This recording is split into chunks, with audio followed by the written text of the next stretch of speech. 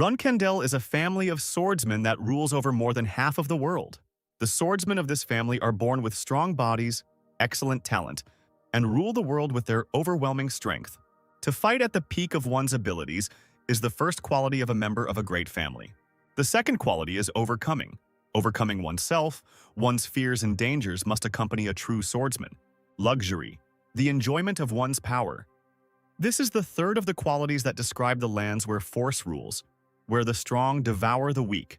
All this is the family in which the hero, Jin Runkendel, the youngest of the Runkendel family, was born. Jin is a child who, during a selection ritual that would predict his future, chose a family sword that would bestow the fate of an entire family. One of the elders of the family who appeared before the very young hero on the day of the selection ritual was amazed by the choice of the family sword of Barisad and predicted an interesting future. After such a choice of fate, Jin believed that only fame and success awaited him in the future. However, reality can be cruel. His hopes were destroyed. Jin had no talent for wielding a sword, and those around him were puzzled as to how a Runkendel bloodline could have such a low level of swordsmanship. The hero was only spoken of as a disgrace to the family, a disgrace to the clan, someone worse than the average representative, or in short, the worst of the Runkendel. On another day that Jin spent on the training ground with a wooden sword, two older twin brothers came to mock the scum of the family who chose a special sword. All they could hear from him were mockery and derisive questions about why their younger brother, the scum, was unsuccessfully training with a piece of wood and where he had left his special sword. Jin couldn't find anything to say in response to the bullying. He just stood there in a stupor, and one of the brothers, pressing with unpleasant remarks, approached Jin and swung his leg. The older brother's knee hit the hero's stomach with such force that Jin fell to the ground, letting go of the training sword. Amid more curses, the hero sat up and reached for the weapon that had fallen from his hands. "What's the point of you swinging that sword?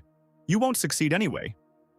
With these words, the brother who hit him crushed Jin's hand as soon as Jin touched the sword's hilt with his fingers. At the same time, another of the twin brothers found a manual with the basic theory of sword fighting that belonged to the hero and laughed at the uselessness of such a manual for the untalented scum of the family. While Jim was asking one of his older brothers to return his book, the other took his training sword and, saying that people like their youngest should not be given a chance to learn how to use a sword, broke the training weapon. "You don't know your place and that's why you have hope." With these words, the other twin tore up the allowance. Jin asked to stop, for which he was grabbed by the hair. Holding his younger brother by the hair, the elder one threw Jin to the ground, assuring him that the twin brothers were doing all this with good intentions and did not understand why the younger one contradicted them and tried so hard to learn how to wield a sword. "Ah, did your nanny teach you to behave like that?" The twin found a possible reason for the stubbornness. The hero tried to protect Gilly, but the twins did not listen, and before leaving warned that they would punish for disobedience and teach manners to their younger brother. Their bullying, his own lackluster talent. Jin thought none of it mattered. "If I work hard, I will succeed.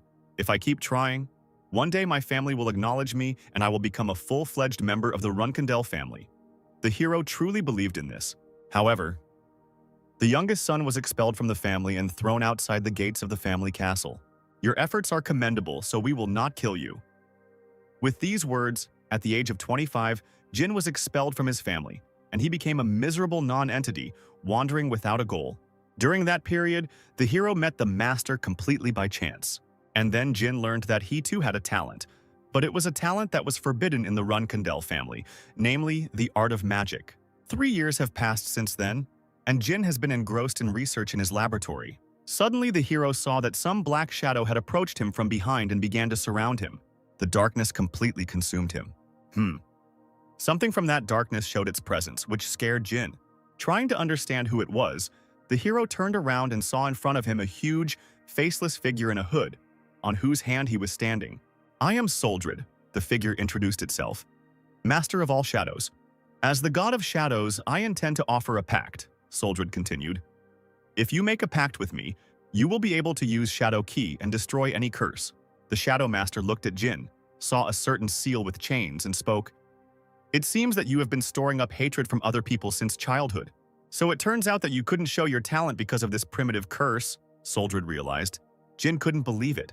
"This curse is called the Blade Illusion. It suppresses your swordsmanship," the Shadow God explained.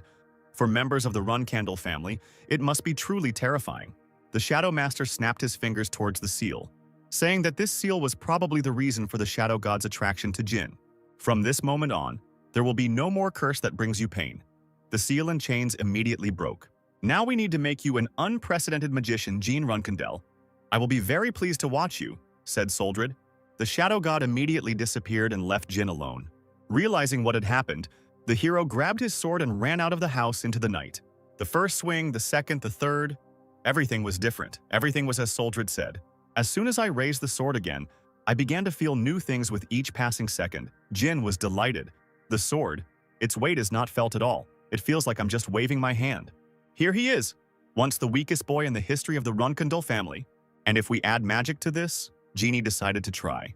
Finally, now I can see the results of my hard work. Somewhere nearby, from where there was an excellent view of Jin's training, someone rustled. It was a group of armored people silently watching the youngest son of the Runkendel family. Someone's squeal, incomprehensible screams, waking up to loud sounds. Jin could not understand what was happening. Blood was flowing from his eyes and ears. I just heard something. What? Screams? I feel like my body is very heavy. The ruins of the former house were pressing on Jin. Life was leaving the hero. His eyes were growing dim. Jin could only call out to Master Soldred. People were running past him, but no one noticed. To think that I would die as a nobody while I was sleeping.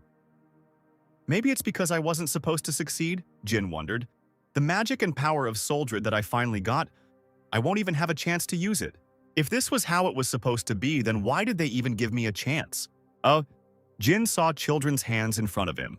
He looked back. The people from the Runkendel family were standing behind him. What's going on? Am I really dead? Jin didn't understand what had happened, and there were many swords in front of him. Don't lose heart, young Master Jin, supported Gilly, the nanny that the hero hadn't seen for a long time. And among the huge number of swords stood that very one, the special sword. The family sword that bestows the fate of an entire family, Barasada. Once again, young Jin saw this sword and understood everything. This is a selection ritual that predicts the future of the Runkendel family's child. He went back in time, back into the body of 1-year-old Jean Runkendel. I accidentally picked up this sword in my past life. With these thoughts, the little boy touched Barasada. The rest of the family was excited about the choice of the family sword. In this life, I will choose Barasada myself. Jin looked at his choice with confidence. The youngest of us has chosen Barasada. The head of the Runkendel family spoke. I am finishing the selection ceremony. Send the boy to Thunder Castle. 6 years have passed since Jean has lived in this castle. The 7-year-old hero spent time in his office reading books, and he noticed a high-priced book. Taking it out, he remembered that according to the family's rules, he had to stay in the Thunder Castle until he turned 10 years old, which meant there were still 3 years left. And it was a boring time. A terrible scream came from the corridor, which made Jin put down his book and go towards the sound. He saw the maid who had fallen in the corridor and asked what had happened.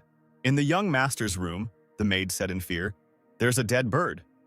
The only ones capable of such an outrage in Thunder Castle are… Jin guessed who did it. Ah, so it was you. Brothers, said Jean, and 2 laughing twins entered the room. It's a pity the maid found her first. Dayton, the eldest of the twins and the 11th of 13, clucked. Exactly. We brought it personally for you to see, agreed Hayton, the 12th child of the Runkendel family. They continued laughing. How do you like the present? Are you already starting to cry? The genie silently wrapped the bird in a handkerchief. These brothers, I know that they will become famous as infamous killers after they become commanders. But now they are barely 9 years old, the hero recalled, holding the bird in his hands. He didn't understand. Just to torture him a little, they killed the bird? But please don't start crying, otherwise you'll start to irritate me, the twins continued to mock. Jin didn't react to the taunts. Hey, can't you hear us? So the one who chose the fate of the head of the family doesn't care about us? Why did a man like you leave Barasada and go empty-handed? The children tried to irritate their younger brother. Jin answered quietly, almost soundlessly. Did you say something? One of the twins continued to mock. Hayton grabbed Jin by the shoulder and shouted, swinging his fist. You speak so quietly, I can't hear what you're mumbling. The fist was stopped immediately. I said, Jin began. The attacker was taken aback and could not believe what was happening. You're too noisy, so shut up, the hero replied, holding his older brother's fist in his palm, from which black mist was oozing. Immediately, the youngest of the Runkendel family responded to the offender with a blow to the jaw. Hayton was furious at what was happening. Without thinking twice, Jin began to strike the twins blow after blow. I have tolerated you up to this point, but I have had enough. The hero finished his series of blows. Brothers, from now on, the less I see of you, the better, said Jin to the beaten twins lying there. Then a man ran into the room asking what had happened. Can, the hero greeted the man who had entered. Young Master Jin, in the name of all that is holy, what is this? Kang tried to figure out what happened. A fight suddenly broke out, the young master explained. The man didn't understand. What? Can you listen to me? These two suddenly got into a fight and knocked each other out, Jin said. As expected, the children of the Runkendel family are known for their cruelty, Kan thought. He stood up, holding the beaten twins in his arms, and said, Okay, then I should take your brothers to the doctor, to which Jin would respond in the negative. No, there's another place they should go. After which the child led the man with the sick people in his arms somewhere out into the street.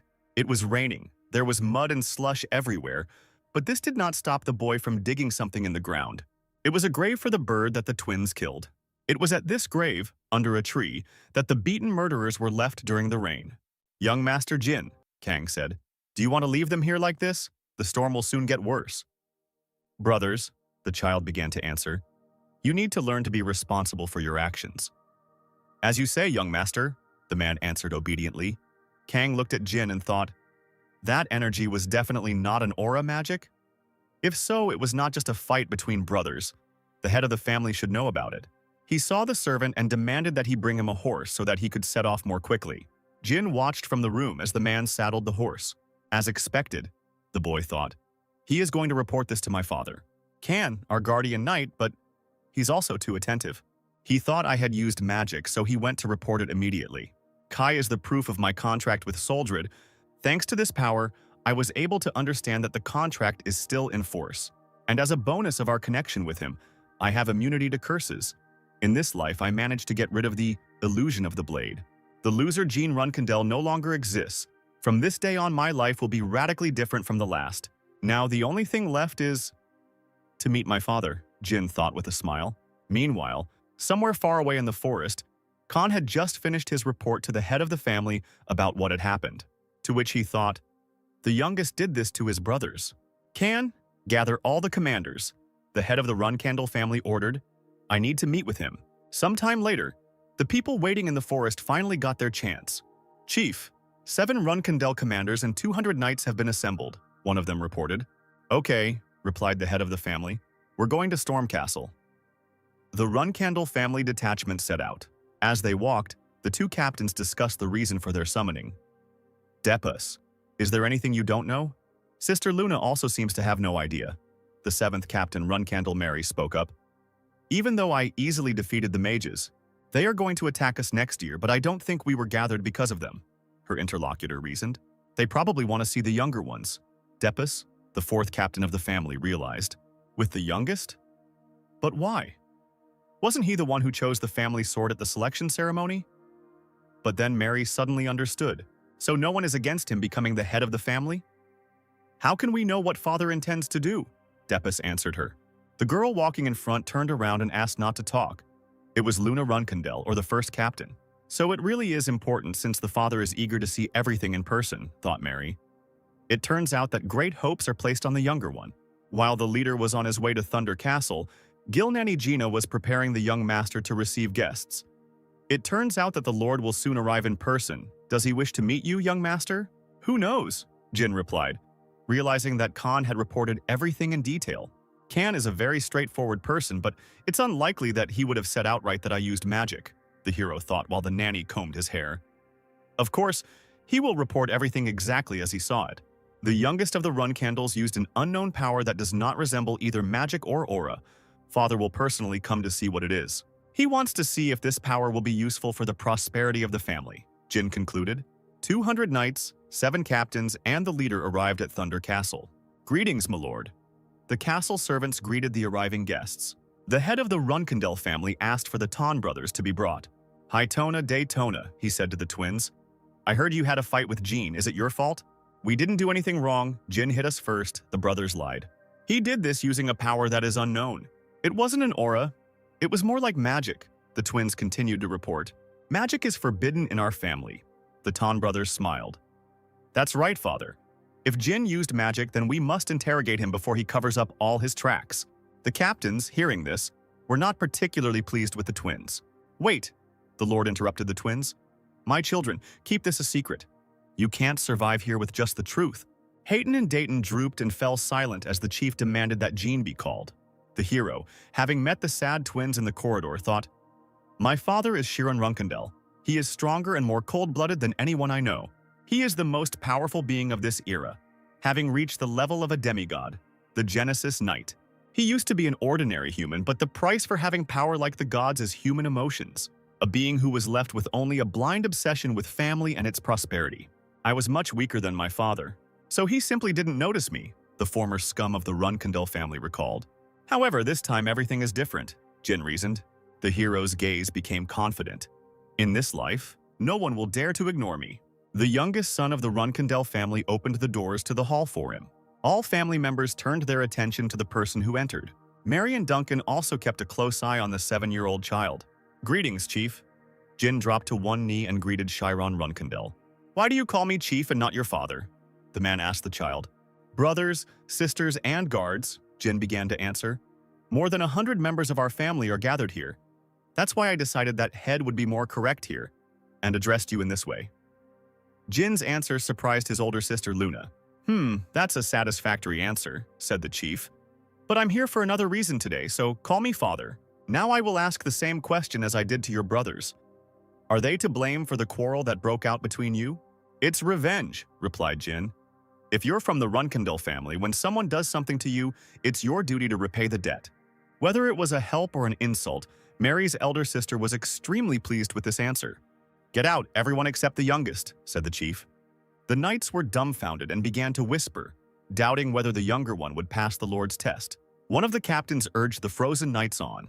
Mary was especially excited about how the personal conversation between the younger and his father would go. Finally, as soon as the last person left the room, the doors closed and only 2 remained there. I need to ask you something, so I told everyone to leave the room, the father began.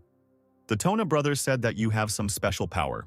Runkendel strictly forbids any use of magic, so if you have it, you will not be able to exceed the limits.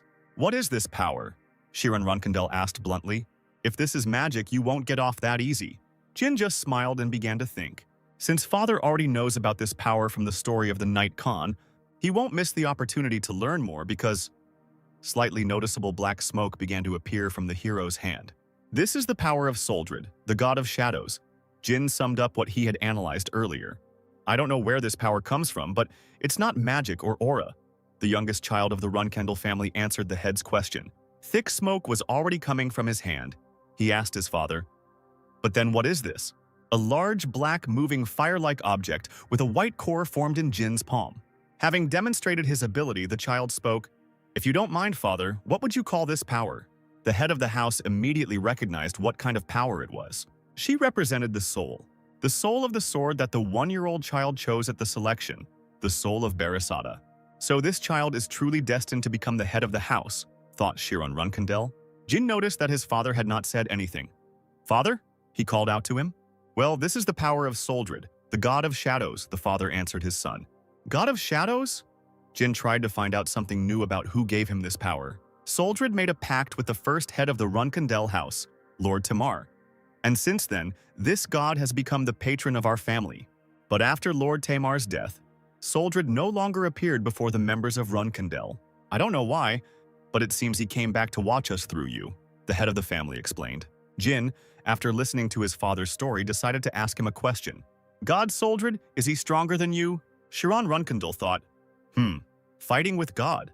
Your father never fought the gods, so I don't know, he answered honestly. Gina was impressed by her father's answer. The head of the family smiled and was in anticipation. This answer is perfect for the strongest, the hero realized. My son, Shiron said to his child. The strongest one's large hand reached towards Jin's head, which couldn't help but make him wary. The hand patted the child's head. That was a good question. It gave me something to think about, the father praised. I think coming here in person was the right decision. The father's hand continued to rest on the child's head. Let me ask you a question. How do you plan to use Berisada's soul? Jin began to answer, holding his hand on his heart. I want to use it for the good of my family. Shiron Runkendel frowned. You say for the good of the family? He smiled and then laughed loudly. "What a funny lie," said the father, and then explained, "You beat up your older brothers, left them lying in the street during a storm, and now you say you want to use your power for the good of your family?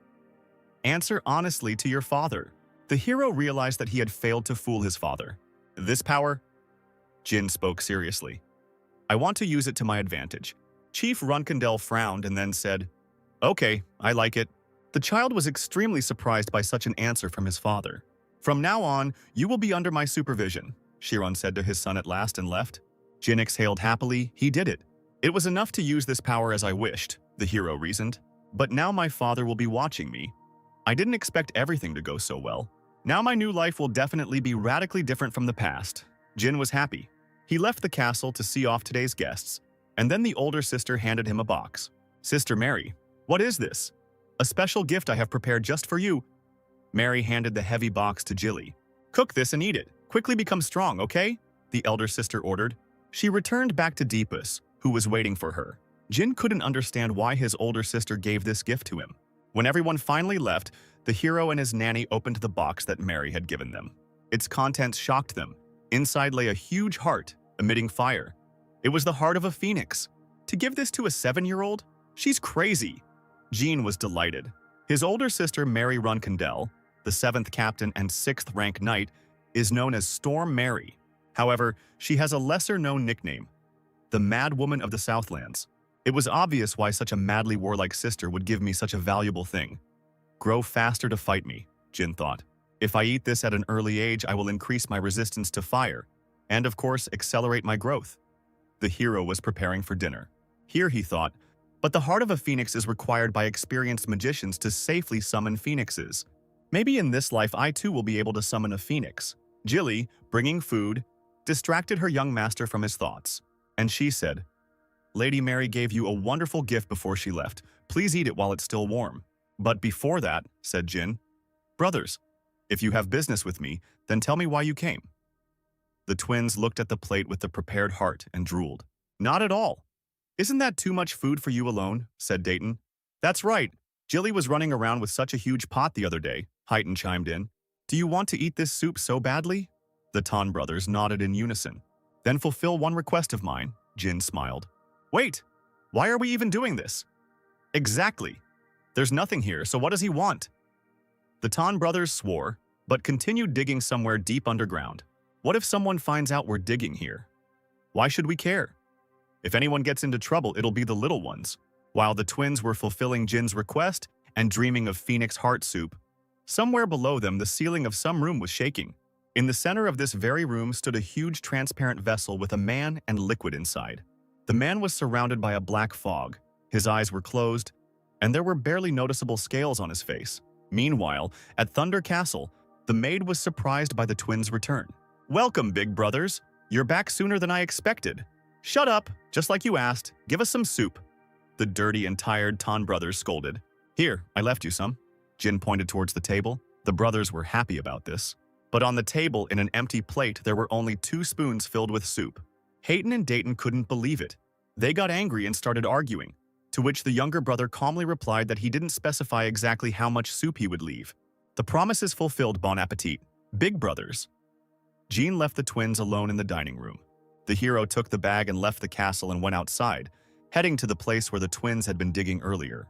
"I thought they would take my request in any way they could, but everything was done as I asked." He stood in a cave, and in front of him was a smooth wall. Jin tapped on it. A first-rank spell would be enough for this thickness. It was extremely boring to save up all this mana and not use it. A huge magic circle formed in front of the hero. Part of the wall collapsed and a passage formed in the wall. "Finally, I'm here." Jin stood in front of the closed doors. "Run Candle. Secret library. I never got to go here in my past life, so I feel a little strange now." I think the older brothers said that a special phrase was needed to open it. Jin grinned, bowed his head and said, "Child of Runkindel, it is time to console Murakan." The doors in front of him vibrated and opened. The secret library of Runkindel. This place holds many tomes from the clans that the Runkindel have exterminated over the last 1,000 years. The hero walked inside, amazed by its size. Only Runkindel commanders are allowed to enter here. In the past, my elder brother said that it was useless for me to know about this place since I could not become a commander. But I still managed to learn something useful, brother. And as you can see, I made good use of this knowledge, Jin spoke to himself. And then something caught his eye. What is this? In front of the hero stood a large transparent cylindrical tank with water, in which there was a man. If you look closely, you can see scales on his face. Is he not human? Jin wondered. The child came closer and touched the vessel. What is he doing here? Jin suddenly realized who it was as soon as he remembered the special phrase he said when he entered the library. Child of Runkandel, it is time to console Murakan. Black Dragon Murakan? The hero suggested.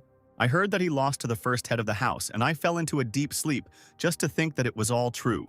Oh, okay, there's no time for that now. Where are the secret tomes? Are they there? Jin turned away from the dragon in the tank and went to look for the records. At this time, Murakan's hand moved slightly. The child opened another door and finally found the right room. He stood in front of the shelf and looked at the books on it. Here it is. I'll start with a volume from the once famous Kungan swordsman clan. Jin took out and leafed through the book. The content is a bit difficult to understand with knowledge of the third rank theory. I should take the tome with me, but I might get caught. The boy took a pen and a notebook out of his bag. So I'll come and copy it little by little. So day after day in Thunder Castle, Jin studied his notes.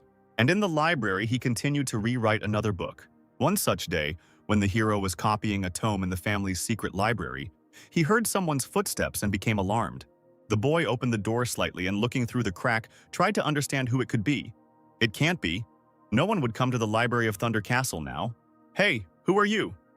The menacing man opened the door and stared at Jin. Murakan? The hero thought in surprise. What the hell?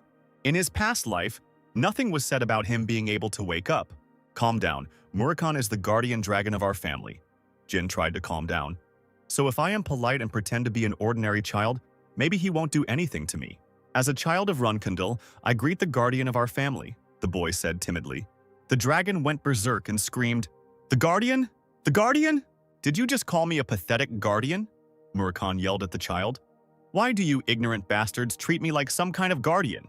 Damn bastards of the Runkandel family. How dare you tell people such things? I can't take all my anger out on this runt. Damn! The dragon exhaled and calmed down. I woke up because I smelled a good smell for the first time in a long time. But there was only this scoundrel here, huh? Murakan looked closely at the uncomprehending Jin. You? The dragon began to sniff the child.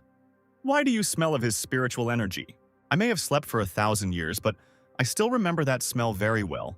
That thick aroma of spiritual energy. Such a smell can only be found in those who have made a pact.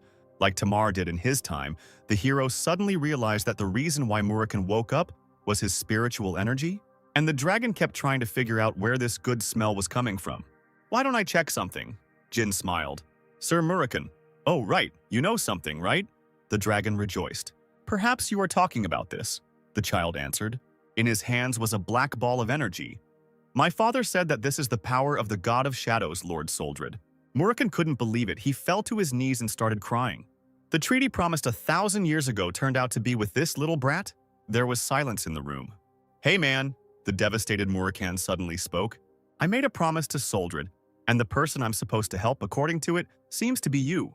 Jin tried to understand what the dragon meant and what promise he was talking about. I'll tell you all the details a little later. I just woke up, so I'm still a little confused, continued Murakan.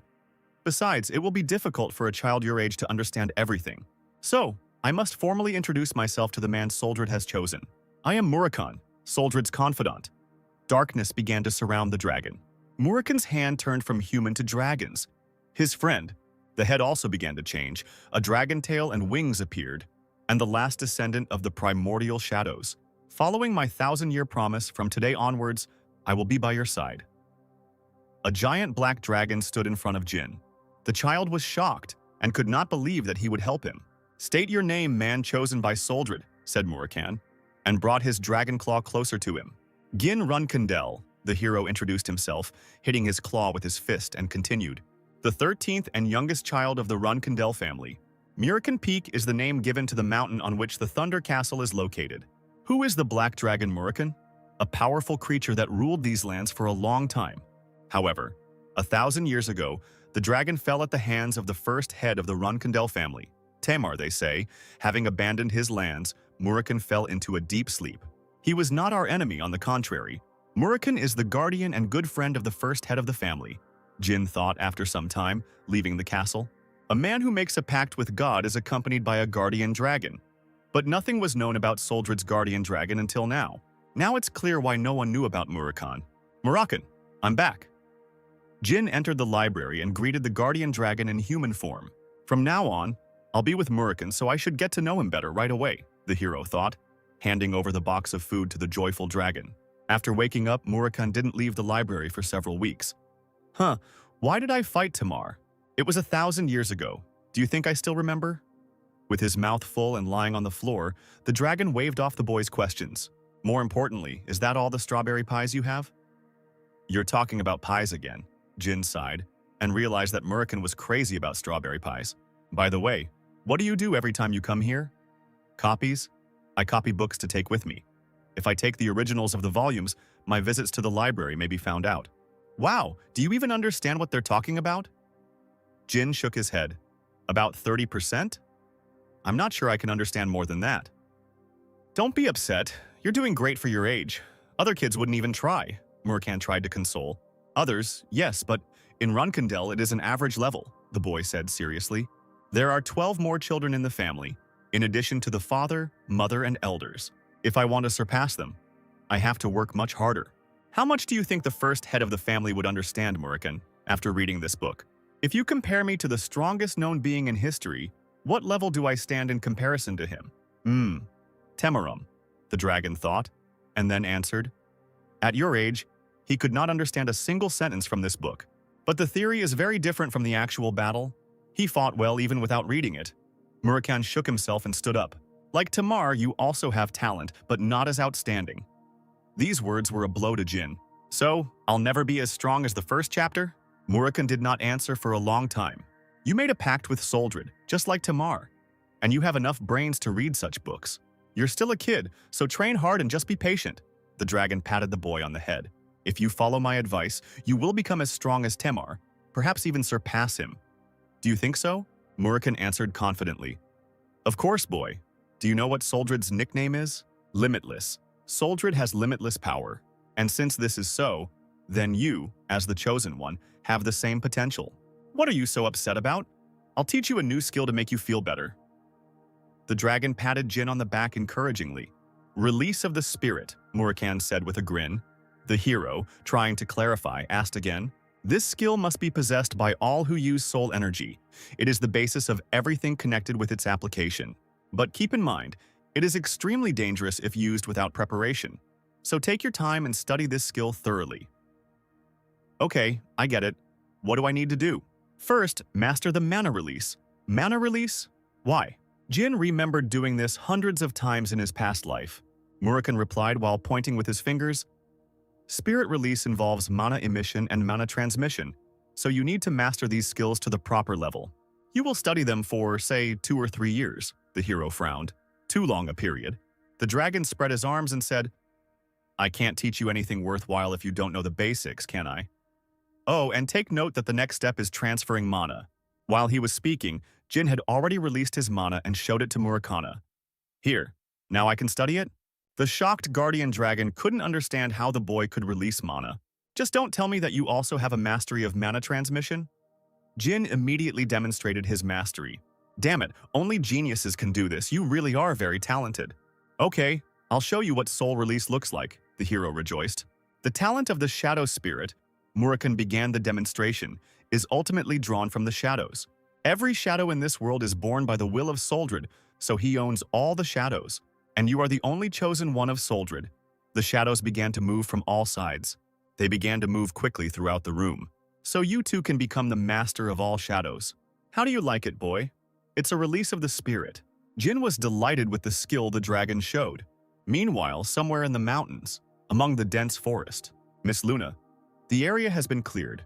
There are still 5 areas left, and the mission will be completed, the knight reported to the girl. Yes, I think 4 months will be enough. Tell the knights to rest, Luna answered. Speaking of which, what do ordinary 9-year-olds like? The girl's weapon was covered in blood, and behind her lay a mountain of monster corpses. Half a year after meeting Murakan, the Tan twins turned 10 years old and left Thunder Castle. And the hero, young master, Gilly called. Happy 9th birthday! Jin turned 9 years old. Thank you, Jilly. Can you share the cake with everyone? Yes, young master. Young master, Jin. Their conversation was interrupted by Kan. I apologize for the unexpected visit. Did something happen? The boy asked. Lady Luna has come to visit you. The hero and his nanny clearly did not expect such a guest and were very surprised. The first commander of the Run Candle family and a 9th-rank knight, the eldest of 13 children, the white whale, Luna Runcandle, the strongest of the current brothers and sisters, Runcandel, does not want to be the head of the family, nor does she participate in the disgusting war for the inheritance. Runcandel is truly a white whale who swims alone. Because of this, she never took an interest in her younger children. To the point that I felt like an outsider rather than a member of the family. We were so far apart, John recalled. But why did she come to Thunder Castle so suddenly? Did something happen in the family? The boy thought. Or maybe she found out about my visits to the library. Sister Luna, Jin greeted the girl who approached him. And you've grown up, brother. If you had told me in advance, I would have worn something more suitable for meeting you. It's cute, but do I need to warn you to see your little brother? The hero felt a hand land on his head and gently stroke his hair. You don't look well, are you sick? Luna was worried. It's not that, I'm just a little nervous. This is my first time talking to you, so I can't help myself. Are you nervous? To crush and take everything from each other. Such are the customs of Runcandel. Does Jin really think I came to scare him? Luna thought seriously. She finally said, I see. It seems you didn't understand me. Jilly watched the proceedings with concern. You may be young, but you are still a member of the Runcandle family, Luna continued, bowing her head. I apologize. Jin, my little brother. The girl knelt down on one knee in front of the boy. I would like to be left alone. May I ask for it? She wants to talk to me in person? Jin realized. Okay, sister. The boy didn't know the reason, but it seemed to him that Luna wouldn't do anything bad to him. They moved into the office and sat down in chairs, continuing their conversation. The reason I came to you so unexpectedly is that I need to tell you something. When your father came to see you in person, you became the center of attention in the whole house. That means when you leave Thunder Castle, the girl continued, taking the child's hand, all your brothers and sisters will try to control you. But Jean, I don't want you to get caught up in this family's mess and feel miserable. I wouldn't want the Runcandel family's dirty customs to harm you. So that's why she gave up the idea of becoming the head of the family, Jin reasoned. If she doesn't want me to suffer from family squabbles, then why didn't she warn me in my past life? Was it because I was unworthy of her attention, or was it because my siblings didn't see me as a rival? Jin patted the girl's hand soothingly and said, Sister, I am very grateful to you for these words, but I already have a reason why I don't intend to participate in this. Jin, seriously, I'm not saying this because I think you're a threat to my future. Luna tried to convince her brother. I know, sister, but there has already been an attempt on my life. The child remembered the curse of the blade illusion. The girl was greatly shocked by this discovery. That's why in this battle, Jin was saying, but then Luna interrupted him. You mean that in the Thunder Castle? The air around the girl shook and nearby objects broke. Luna was furious. Did one of your relatives try to kill you? Having calmed down, she tried to find out from her younger brother who tried to kill him. But he himself did not know who did it. They tried, but look at me, I'm fine, the child reassured his sister. I'm so glad you helped me realize that not all my brothers and sisters hate me. Jin, my honest little brother. The girl squatted down in front of the boy and pulled him into her warm embrace. In that case, you have already gotten into our family squabbles. This news makes me very sad. She stroked the hero's head soothingly. Sister Luna turned out to be a sensitive person, Jin thought, and asked her not to be sad. You're right, you shouldn't only talk about the bad on such a wonderful day. It's your birthday today, the girl smiled. Actually, I came here today to give you a gift. She took out a small box from the inside pocket of her clothes. Luna opened the box, revealing a pendant made of a large blue stone, framed in silver. She took the pendant and asked her brother to turn around. Just once when you're in a desperate situation, the girl put the pendant on Jin. Break the blue stone in this pendant. Then, no matter where you are, I will come to your aid. So don't forget about it and always carry it with you. Happy 9th birthday, Jean. Thanks, sis. After the conversation, the brother and sister drank tea together with a cake that Jilly baked. I have to go. Luna stood up and headed towards the door. Okay, have a nice trip, Jin said goodbye to her. That same day, the hero went to the library where he was met by Murakan. Oh, you're back, brat. What's that on your neck? Jin, surprised by the question, replied that it was a birthday present. Yeah, I don't know who gave it to you, but apparently this person cares about you very much. Do you even know what kind of pendant this is? The dragon pointed his finger at the pendant. What is this pendant? It belonged to the king of beasts, Orgel. 1,000 years ago, countless people died trying to get this pendant. Is this such a cool item? Of course. It gives you resistance to any magical attack below rank 5, enhances the wearer's magical skills, and I think it has a summoning function. Murakami began to list. And you know a lot. What can I say? At that time it was the peak of my activity. Orgalu was a very famous demon. Anyway, I guess it was given to you by that person with a strong aura who came here. Yes, my older sister came. Wait, could you sense her energy from here? Jin handed the pieces of cake to the dragon. Yeah, your sister should have felt me too. What? You don't think she'll tell the others, do you? You're worrying for nothing. She's the older sister who gave you such a valuable gift like it was nothing. After that, do you really think she'll report her younger brother? Do you think so? Yes, she can be trusted. Murakami was already chewing the cake, admiring its taste. It's worth pretending that I don't know anything yet. Meanwhile, Luna stood near the library and, as she thought, felt a strong energy that was not there before. But remember, Jin, my dear little brother, no matter what you do or who you become, I will always support you, the girl said out loud before leaving. I thought that the time spent in Thunder Castle would be extremely useless, but on the contrary, I received a lot. Recognition and my father's expectations. Phoenix Heart received from Sister Mary, support from older Sister Luna, and the meeting with the guardian dragon Murakami, Jin recalled. I could not even dream of all this in my past life. Soon I turned 10 years old, and I began preparing for the trip home. One of these training sessions was underway, during which Jin sparred with Khan in hand-to-hand combat. As expected, he is someone the leader might be interested in, the knight thought during their training. Usually I judge such people, but these eyes seem to be judging me this time. That's all for today. Khan ended their fight and then turned to the young master. Jin asked, Is something wrong? Is there a problem with our training? The knight bowed to the boy. It was an honor to train you. You will be leaving Thunder Castle very soon. I promise you that I will do my best to teach you as much as possible by the end of this period. To Khan's words, Jin confidently replied, Until then, I will count on you. A little later, the boy was sitting in his room and experimenting with a lit candle. Young master? Jilly saw Jean holding her fingers in the candle flame. My God, aren't you hot? No, it feels like warm water now. I'm glad the gift, Lady Mary, has already had a positive effect. I've only heard about the effect of the Phoenix Heart, and this is the first time I've seen it happen in practice. Me too. The hero thought, I've only absorbed about half of it? I'll probably get all the effects from the heart in a few years. Young master, we leave the castle tomorrow morning. The nanny was packing Jin's things into a suitcase. Warn me in advance if you need anything. Jilly noticed the books lying on the bed. Young master, should I put these books separately? Yes, I'll read them on the way. Got it. Is there anything else that needs to be packed separately? Just books. Okay, I'll make strawberry pie for dessert today. Yeah, save me. Right. Jin remembered something, got up from the table and ran. Jilly, I'm going out for a moment. I'm sorry, I'll be back soon. The boy left the confused maid alone in the room. Murakami? Oh boy, are you here? Jin walked into the library. You remember that we are leaving the castle tomorrow, right? Of course, I have been waiting for this day for a long time. How will you follow me? The hero worried.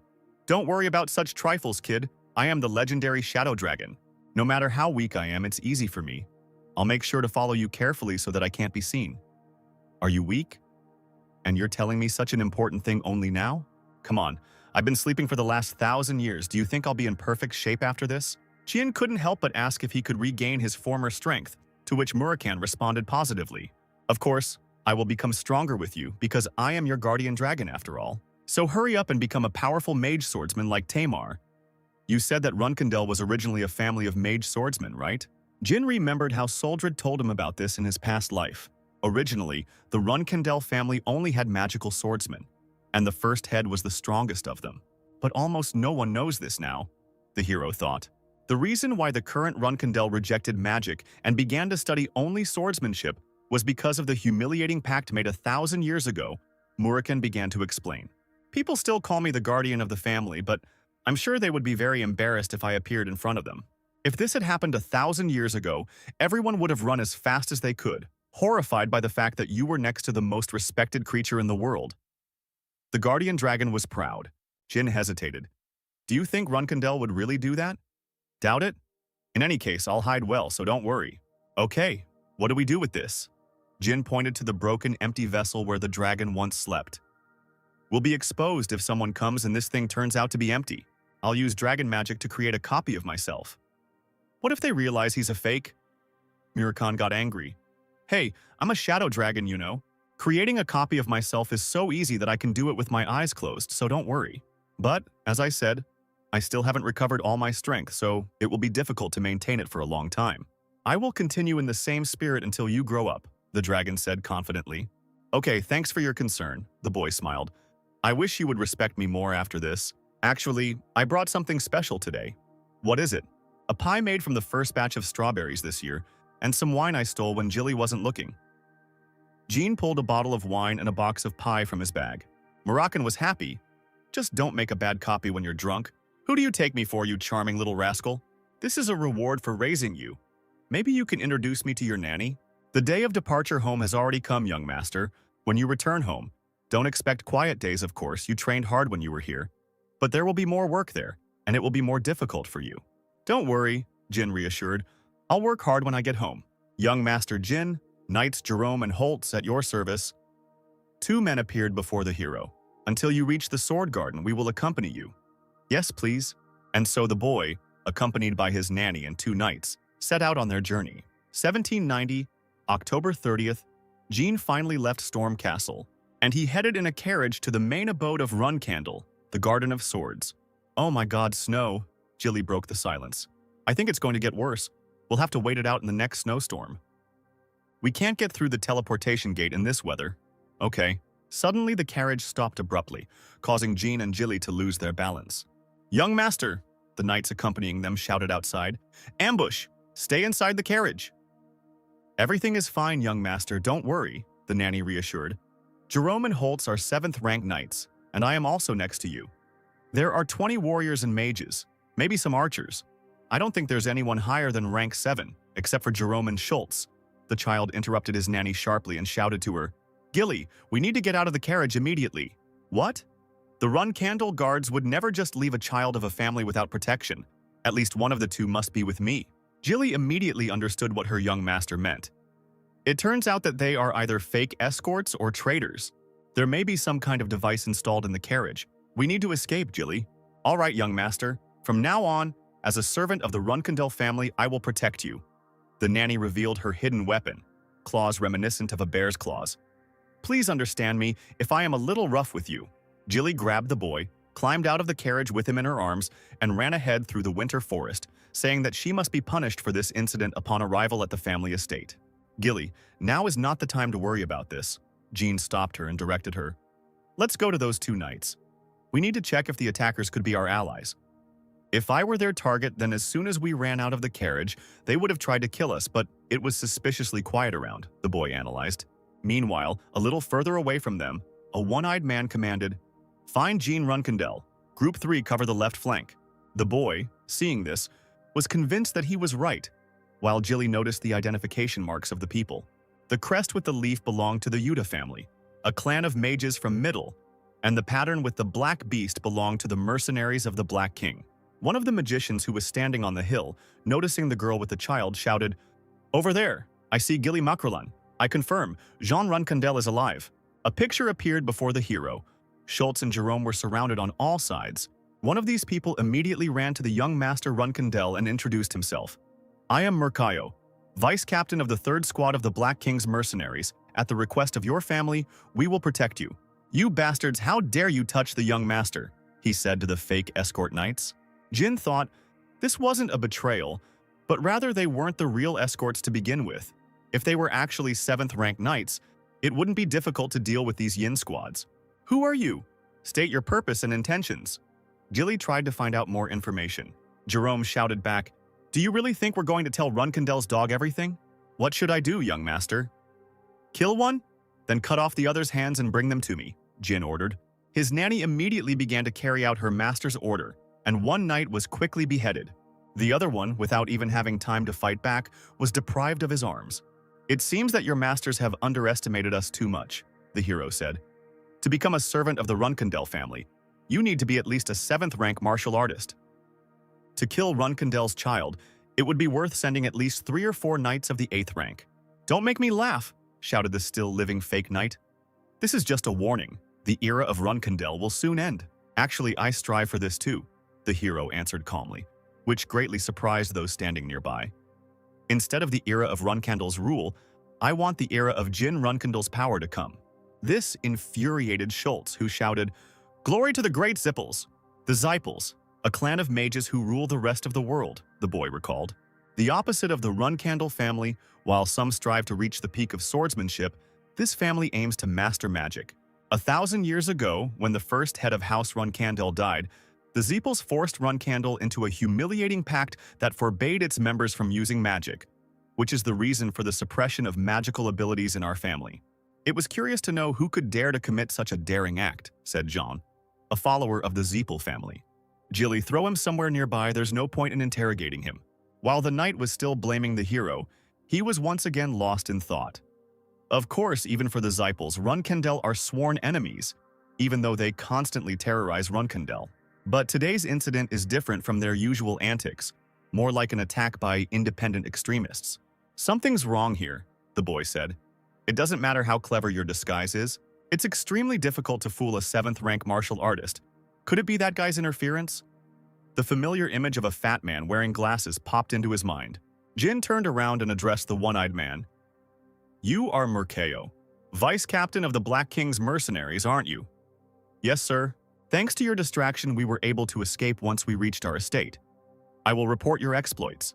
The family will repay you in full. Also, please take care of me until we reach the gates." "We will do everything in our power," the vice captain replied. What kind of a child is this, he thought. Despite the fact that he is a descendant of Runkandel, he left the castle for the first time. He is only 10 years old, but he is already self-confident and behaves with dignity. Perhaps his words about the era of Jean Runkandel's power were not just childish chatter. "All of you, listen carefully," the one-eyed man addressed his squad of mercenaries. "Until we get to the gate, control yourselves. Think about your actions, understand?" The squad members were extremely indignant at the order. Gilly interrupted their conversation. "Vice Captain Mercayo, I think we can move out." "Yes, sir, then let's hurry," the mercenary replied with a strained smile. The hero, the nanny, and their entourage set out on foot.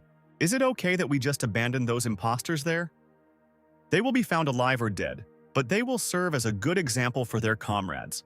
There should be a village in about 2 hours, Gilly informed her master. "Then we'll have to wait there until the storm subsides." "By the way, Gilly, don't be upset about the escort incident. It's not your fault. Even the 9th rank Knight Khan didn't notice it. For a warrior of the 7th rank like you, it is even more difficult. It will not be difficult for me to tell you what a guardian knight should do." The nanny apologized, and the hero only realized that she hadn't changed at all. The Runkandel family's nannies share the fates of the children they care for. Gilly being my nanny in a past life, and the family looked down on her because of me, who had no abilities, but despite this, she never blamed me for it, Jean recalled. When I was expelled, she was also ordered to leave with me. Then Gilly said, "I'm sorry that I couldn't serve you properly, young master." She bowed her head and apologized. That's how she was then. So I don't want to be rude to her. But now things are different, so Gilly has to become stronger. The nanny interrupted the hero's thoughts. "Young master, I will accept any punishment you deem necessary for what happened." "Stop blaming yourself. That's an order, Gilly. You may be my nanny, but you are also the only guardian I have right now. If even now such trifles throw you off track, in the future there may also be problems with support, so don't make me repeat myself. Is everything clear?" "Yes, young master. I will try my best to improve." "Young master, he cares about me so much. He told me this personally, so I need to be on guard so as not to cause him any more trouble." "I will do my best," Gilly thought. Jin, seeing that his words raised her spirit, was happy. Finally, the hero and his entourage reached the settlement and immediately checked into a local hotel. At this time, the boy could not get out of his head the person who was involved in the incident with the imposter knights. If my guess is correct, then there is a high probability that it was the reincarnator Bubar Gaston, he reasoned as he climbed up to his room. Transformation is a dragon trait, but not all dragons can transform perfectly. Bubar is the only one capable of this, and he used this ability to commit many crimes and plunge the world into chaos. If Bubar is really behind this, it will be quite a problem, as long as he hasn't done anything to give him away. The boy reached his room and began to settle in, continuing to remember Bubar. "In his past life, he was arrested by a special squad of Biment when I was 20. If he becomes my ally, He will be extremely useful. The more the hero thought, the more he yawned. But I have no reason to trust a man who has already attacked me. Before Boobar gets himself into more trouble, I need to find out if anything is different from my past life. Jilly, who was unpacking, turned around, saying she would stay outside and saw the child already sleeping. Outside the window, a cat was meowing loudly, which woke Jin up. He stretched and thought, even despite my hard training in the Thunder Castle, I think such loads are still too much for the body of a 10-year-old child. Then he turned around to the sounds that did not stop and saw a black cat right on his window. A moment later, the boy remembered his last conversation with Murakami and realized, so that's what you meant when you said you would follow me very secretly. You turned into a cat? The hero opened the window and let the animal into the room, saying, I didn't expect this, so you surprised me. I thought you would turn into a servant or a rider. Hey, if I did that, the knights from your family would immediately understand. The dissatisfied Murakami transformed into his human form. One wrong move from the dragon and the uneven floor of the hotel, and Murakami falls, crashing his head through the windowsill. Jilly immediately runs up to the noise, already in combat readiness. Young master, are you okay? You worthless piece of shit! How dare you try to harm the young master? Enraged, Gilly was already holding the fallen dragon by the throat. Tell me everything you know before I tear you to pieces. Who are you? Name your target. Wait, Jilly, this man! Jean tried to calm his nanny, but then Murakami, hearing that the girl's name was Jilly, changed. Jilly, my strawberry pie, we finally met. The nanny was at a loss as to why they were addressing her like that. After everyone in the room had calmed down, Jin introduced Gilly Murakami without holding anything back. This humble servant of Runkendel has shown disrespect to the guardian of the family. Please forgive me. Do not worry, my strawberry pie. I will gladly forgive you. Lord Murakami, may I ask why you call me that? It's because you make these wonderful, amazing, perfect strawberry pies. Gilly immediately realized that her young master had asked her to make strawberry pies every day for the dragon's sake.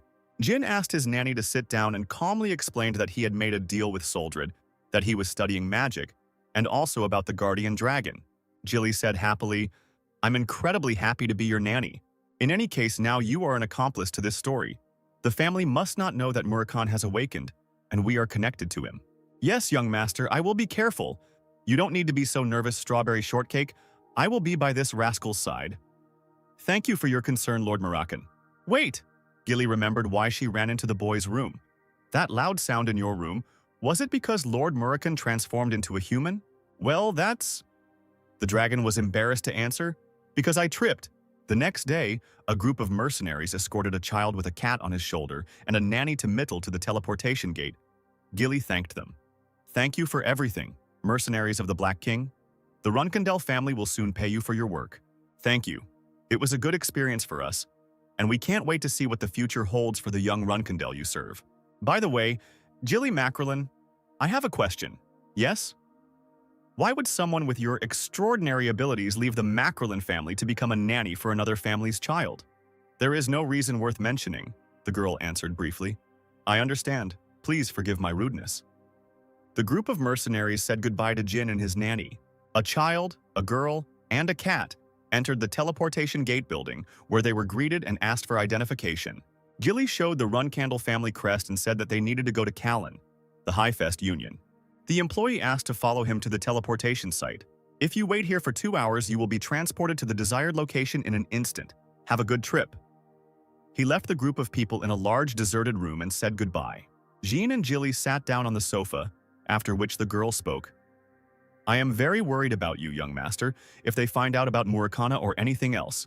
But we cannot remain silent about magic. This is the only thing that is strictly forbidden in the Runkendel family. Don't worry. I know this very well, so I will carefully hide it. Then they heard someone enter the room. It was a guy with long platinum hair accompanied by 2 guards. The hero looked closely and saw a coat of arms with a golden dragon, the coat of arms of the Zeepel family. The guy sat down on the sofa opposite Jean and said with displeasure, I knew it wasn't worth going to Hufester today, just to think that I'd meet these scum. Jilly was unhappy with these words, but Jin ignored everything that was said. Only the cat decided to come closer to the long-haired guy. Oh, although your cat is cute, come here, Zeppel beckoned with his hand. But the cat scratched him badly. The guards wanted to rush at him, but were immediately stopped. It's okay, it's just an animal's prank. Apparently trying to start a fight just caused me trouble. It's very stupid to draw a sword in front of the Runkendel family members. Out of curiosity, I wanted to piss him off, but he didn't react in any way, analyzed Zypel. That means Runkandle's youngest son is very cold-blooded. He stood up, walked over to Jin, extended his hand and introduced himself. I am Veridin Zippel. I would like to apologize for my rude behavior. Veridin Zippel, the hero recalled his past life. A brilliant magician and a worthy contender for the place of the head of the Zippel family in the future, he was very popular among young magicians. Since he has a noble character and brilliant skills, there was a huge gap between us when I was a magician. To think I met him at such an early age is an awkward feeling. I see. I was also curious about what kind of person you are, said Jin. I'm glad to see that you're not just an idiot. What made you decide that? If they had drawn their swords after your outburst, you would have ended up wandering Hufester unguarded, and perhaps even lost at least 2 fingers. Veridin laughed, not taking Jin's words seriously. The hero looked coldly at Zippel. Do you think I'm joking? Okay, but let me give you some advice. If you ever meet Zypel again and find yourself in a similar situation, don't cut off their fingers in the heat of the moment. It will only cause a lot of problems for both of our families. Now that's a funny joke, Veridin Zippel. Do you really think that my father, Shiran Runkandel, and yours, Keliak Zypel, Jean reasoned? Would you start a war between families because of a child's fight? And that's true. Even if I lost a few fingers, it would all be worth a small monetary compensation. You taught me something today. I will make sure to repay you one day. It will hardly be useful later. Return it now. Good. With pleasure, Veridin was impatiently waiting for how he could return the debt right now. Until the gate is activated, I want you to remain silent and not disturb me. Zippel's face was blank, but he quickly came to his senses and began to circle around Jin. Jean Runkandel. I think that in a few years he will become a good guy. Veridin looked closely. If it were not for the feud between our families, I would ask him to become my friend. But in general, he can become my sworn enemy because he is Runkandel. The hero quickly got tired and thought, what an annoying guy. How can he behave like this if he almost lost his fingers recently? Maybe something is wrong with him. His thoughts were interrupted by an announcement saying that teleportation would begin soon, so he was asked to prepare. As the teleportation began, Veridin shouted enthusiastically at the end, "Today was fun, let's meet again," to which Jin dryly refused. And finally, after teleportation, riding in a carriage, the hero finally arrives home. He is met at the gate by the deputy chief butler, Petro. Welcome to the Runkandel family's main estate, the Garden of Swords. Only those who achieved special heights and contributed to the prosperity of the Runkandel family were given the opportunity to leave their sword in the garden. It symbolizes all the dreams and honor of the Runkandel family. Petro led the boy, the cat, and the nanny right past all these swords. Jin thought that there was a time when he also wanted to leave his sword after death. He remembered his past life again. Back then, I was weak because I had no abilities, no leadership qualities, no intelligence, so when I tried, I looked stupid. But in this life, living in this hole seems worthwhile. Jean, with the cat on his shoulder, and Jilly approached the estate, where the head of the Runkandel house and several other family members were waiting on the porch. Long time no see, Jean. Rose Runkandel, the mistress of the estate, also known as the Black Panther, was the first to greet her son. While the hero greeted her in return, everyone's attention was drawn to the animal on the child's shoulder. You found him on the street? Yes, father, I tamed him. Chiron was impressed. I like the cheek you give, he said to the child. Yes, Runkandel should express themselves that way when they get something. My son, what did you name him? Rose picked up the cat in her arms. Nabi Runkandel, mother. The children who also met Jin were outraged. What right does he have to give a family name to some animal? The father stopped them and then turned to his younger son. That's why you gave this cat the name Runkandel? To be responsible for him, he may be just an animal, but he is the first living creature I have tamed, so I wanted his name to have some meaning. It's interesting, but Jean, you do understand what this decision entails, don't you? Yes, I realize this. If someone harms Nabi, it means that I have to respond in kind. Jin, you seem to have a talent for making enemies. Look at the way your brothers and sisters are staring at you. It seems so, but I have to get rid of my enemies, father. Shiran smiled widely as he said, Then it turns out that things are already on edge just because they have to put up with our impudent youngest child.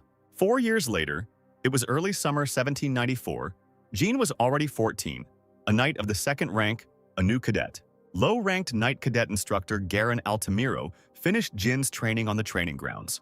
Only morning classes today? The hero asked. There's a training session with Lady Luna planned for today. Have you forgotten already? Right. Then I'll go to it after I eat. Are you going to eat with the other cadets again today? Mrs. Rose doesn't really like... John interrupted Garen. Everything is fine. I just don't want to start a silent war with my relatives during mealtimes. I understand. Then I'll tell them, young master, I have brought you some food. The blonde cadet of the 13 Belub Schmitz handed a tray with a portion of food to Jin, who thanked him. The hero recalled information from his past life about Belab, that he would soon be kicked out of the ranks of Runkendel during training, deprived of his cadet rights and expelled. Jin looked at Belub for a long time, who was happily eating his portion, and then asked if the food was tasty. The blonde boy began to babble that he was grateful to the Runkendel family, that they gave him meat quite often, that Jin always shared meat with him, to which the hero replied, "You said that yesterday too. Did you learn it by heart or something?" Belab, sometimes you should be more laconic. People despise you because you talk too much. Do not be discouraged and gather the remains of your dignity. Be proud that you are a cadet of the Knights of Runkendel. But my grades are below the plinth, and I haven't even reached the first rank, Belab replied. To which Jin countered, "Being a cadet of the Runkendel family is already a heavy burden. Even if you are at the bottom here, you are an elite compared to other 13-year-olds in the world, you understand?" "Yeah," the boy said sadly. The hero only thought that he was not surprised that the family had abandoned the too submissive Belab. However, in the future, he joined the Hiron family, another family of swordsmen, became a loyal dog of the Bymont Empire. Following the path of a heartless butcher, the youngest child Runkendel began to remember. I was very surprised when I learned that he had become part of the Imperial Guard, and was soon saddened by the news that he would commit suicide if I did not intervene in Belab's fate. Jin transferred the pieces of meat to the 13-year-old's plate, which made him very happy and thanked him. "This time I will look after you and you will not be expelled from our ranks," the hero promised in his mind. Living an unsuccessful life once is more than enough. After dinner, Jin walked through the corridors and counted what he had achieved during his years in the Garden of Swords. The release of Rank 2 Soul Energy, Rank 4 Mana, and sword skills at Rank 2, everything is going smoothly. At this rate, I can become a Rank 3 swordsman in just 2 years, he estimated. It was time for training with her older sister Luna. The girl was already waiting for her brother on the training ground. "My dear little brother, today's training will be similar to yesterday's, but you should perceive the same training differently every day. Little brother, follow your heart. Learning this skill is very important. For those who follow the path of the sword, do not open your eyes." Jin followed Luna's instructions, but he didn't understand how to go about this training. The Call of the Heart is a stage of enlightenment for knights of the 7th rank and above, and she is trying to teach it despite the fact that I am a 2nd rank. The hero was indignant. Moreover, this skill is very similar to the emission of aura. But Luna does not use aura during this training. I don't understand anything. No, I told her that I trust her. I'm sure she has some kind of plan. I need to concentrate on training. One day I will understand what the essence of this training is. You tried hard today, brother. You can come back. Luna finished their lesson. As I expected, you would be good at it. But you always exceed my expectations, the girl thought about her brother. He has amazing concentration and stance that you won't see among other 2nd-rank knights. In a few years, your potential will be recognized. Luna expected a lot from him. On another day, during the general training of the cadets, the instructor prepared the future knights for sparring, which would bring the most points for the final assessment, and a good result would help to quickly become a guardian knight. Moreover, today is a special day for you, young master, the instructor addressed Jin. Mrs. Rose said that if you can defeat the 10 strongest people among the cadets, the next year you will be able to enter the advanced group, Mother said so. Great news. The hero noticed Belab among the cadets, who was shaking and nervous. Belab is in that state again, of course. It's not that important, since I'll make sure he doesn't get kicked out. But it wouldn't hurt to be more confident. Instructor Garen announced that each cadet would have 3 sparring sessions and that the partner would change after each fight. He then went on to say that the top 10 fighters would fight young Master Jin in a one-on-one fight. The sword sparring began, and it became clear who the top 10 fighters were. "Okay, everyone return to your places except for the 10 people I have chosen," Garen said, and then the heroes' fights began. 10 people, huh? Jin thought as he fought the first fighter. The record in alternating sparring is 8 people, so I'll need to win 2 more to do that. I only have to be careful of... The next opponent was Cadet Mesa Milcano, an elite fighter who would graduate from the cadet training course in the future and immediately become a guardian knight. Sparring with Mesa was the most important fight in this endurance test, Jin thought. "Take care of me, young master. Mesa addressed the hero before the fight. "I would very much like to gain the upper hand over you today. I look forward to your attempt." After these words, Mesa was the first to attack Jin, who noticed that the girl had become much stronger. But after her, he would need to defeat 8 more people. The guy chose a battle strategy for himself. Mesa noticed that the hero was only using basic attacks. Although he used to use combinations of attacks, she was indignant. Mesa thought, "Does he think I can't win today? Is he looking down on me? I can't lose again, I'll beat him this time." She parried another blow from Jin, and then swung with all her might. The hero immediately parried the girl's blow, causing half of her wooden sword to fly upward. Mesa looked at the rest of the training sword in her hands and couldn't understand how this happened. While the girl stood there in bewilderment, Jin raised his sword to her throat and then said, "Great fight, Mesa Milcano. And I don't think I'll be able to use this sword any longer," said the hero, looking at his heavily worn sword. Mesa looked at him and realized, "Our swords clashed so many times, and Jin managed to hit the same point of my sword every time? There is no big difference in strength and endurance between us. So did that mean I lost only because I lacked tenacity and accuracy? How is this possible? So he really is a descendant of the Runkendel family? I can't sit back and let him win." The girl then turned to the hero. "Young master, I will train even harder and I will be able to defeat you next time. As I expected with my skills, sparring with 10 opponents in turn is not an easy task," Jin thought, as he fought with another cadet. But Mesa's defeat had driven into their heads the idea that a one-on-one fight with me would end in defeat. 10th, the hero finally defeated his last opponent. "I'm glad everything went as planned. Excellent, young master. This will help you enter the advanced group earlier next year. I congratulate you in advance." The instructor approached Jin. "Yes, Garen. Until then, take care of me. It's almost lunchtime, so this is where we'll finish our morning workout." How much time until lunch?" "About 10 minutes. Why do you ask?" "There is a person with whom I want to spar." The cadets listening to the conversation between the instructor and the young master were not in the best condition after their sparring. Only Belub was without injuries. "Belub Schmitz!" The hero suddenly shouted the name of the blonde man, who was not considered a particularly outstanding cadet. "Young master? What? Come out, I want to fight you." Belub resisted. "At this rate, there's no way you'll survive in the Runkandel family. Come out and fight me. I'll crush you like a bug." Jin continued to egg the blonde on. "Why does the young master want to fight me?" the challenged guy thought, hesitantly stepping forward. "Is it because I'm very weak? Or because he wants to get me in shape?" Belub. "Yes, young master." The watching cadets mocked the blonde. Jin continued. "I'm tired after sparring with the top 10 cadets, but you're perfectly fine. But despite this, I'm still stronger than you, that's why I want to fight you." "What? What do you mean?" While Belub was trying to understand what was going on, Jin was already attacking furiously. The blonde was able to protect himself from the heavy blow. "Young master, why are you doing this?" The hero didn't even listen. He struck again and again, not giving his opponent time to catch his breath. "You block well." "Thank you." But then Jin did something that Belub didn't expect. He threw sand into the blonde's eyes with his sword, and then rolled up and knocked the blinded guy off his feet. "Young master, why are you doing this to me? Do you think I just called you for a sparring match? I said I wanted to fight you. This means that I can kill you now." Jin pointed his sword towards Belub, who was shaking with fear, without hesitation. "Get up, I will spare you, just this once." The blonde, rubbing the sand from his eyes, rose to one knee, leaning on his wooden sword which began to glow golden. The cadets and instructor were shocked by the appearance of the aura. "Instructor, we must stop him. The young master may be in danger," Mesa shouted to Garen Altamiro, but he did not even listen to her. He looked expectantly at Jin. "What you see here, keep it a secret, that's an order," the hero said seriously. "Is this really what you want, young master?" Belub no longer trembled. "That's right. If you know how to use aura, don't hold back." Jin waited for his opponent. "You made a mistake, young master." The blonde was angry. "If you wanted to fight me, you should have done it before you fought 10 people." He furiously rushed to attack the offender. His blow was so powerful that it broke the opponent's sword and threw its owner back. Jin frowned and thought, "I didn't expect him to be so strong. I knew that Belub was very experienced. He analyzed the movements and skills of his opponents and was only slightly inferior to them. But just think, he already knows how to use aura." The blonde did not give the hero a chance to rest and immediately attacked with great force again. His opponent immediately struck Belub in the forearm with the stump of his sword. The pain in his arm was so unbearable that the guy could not move his fingers.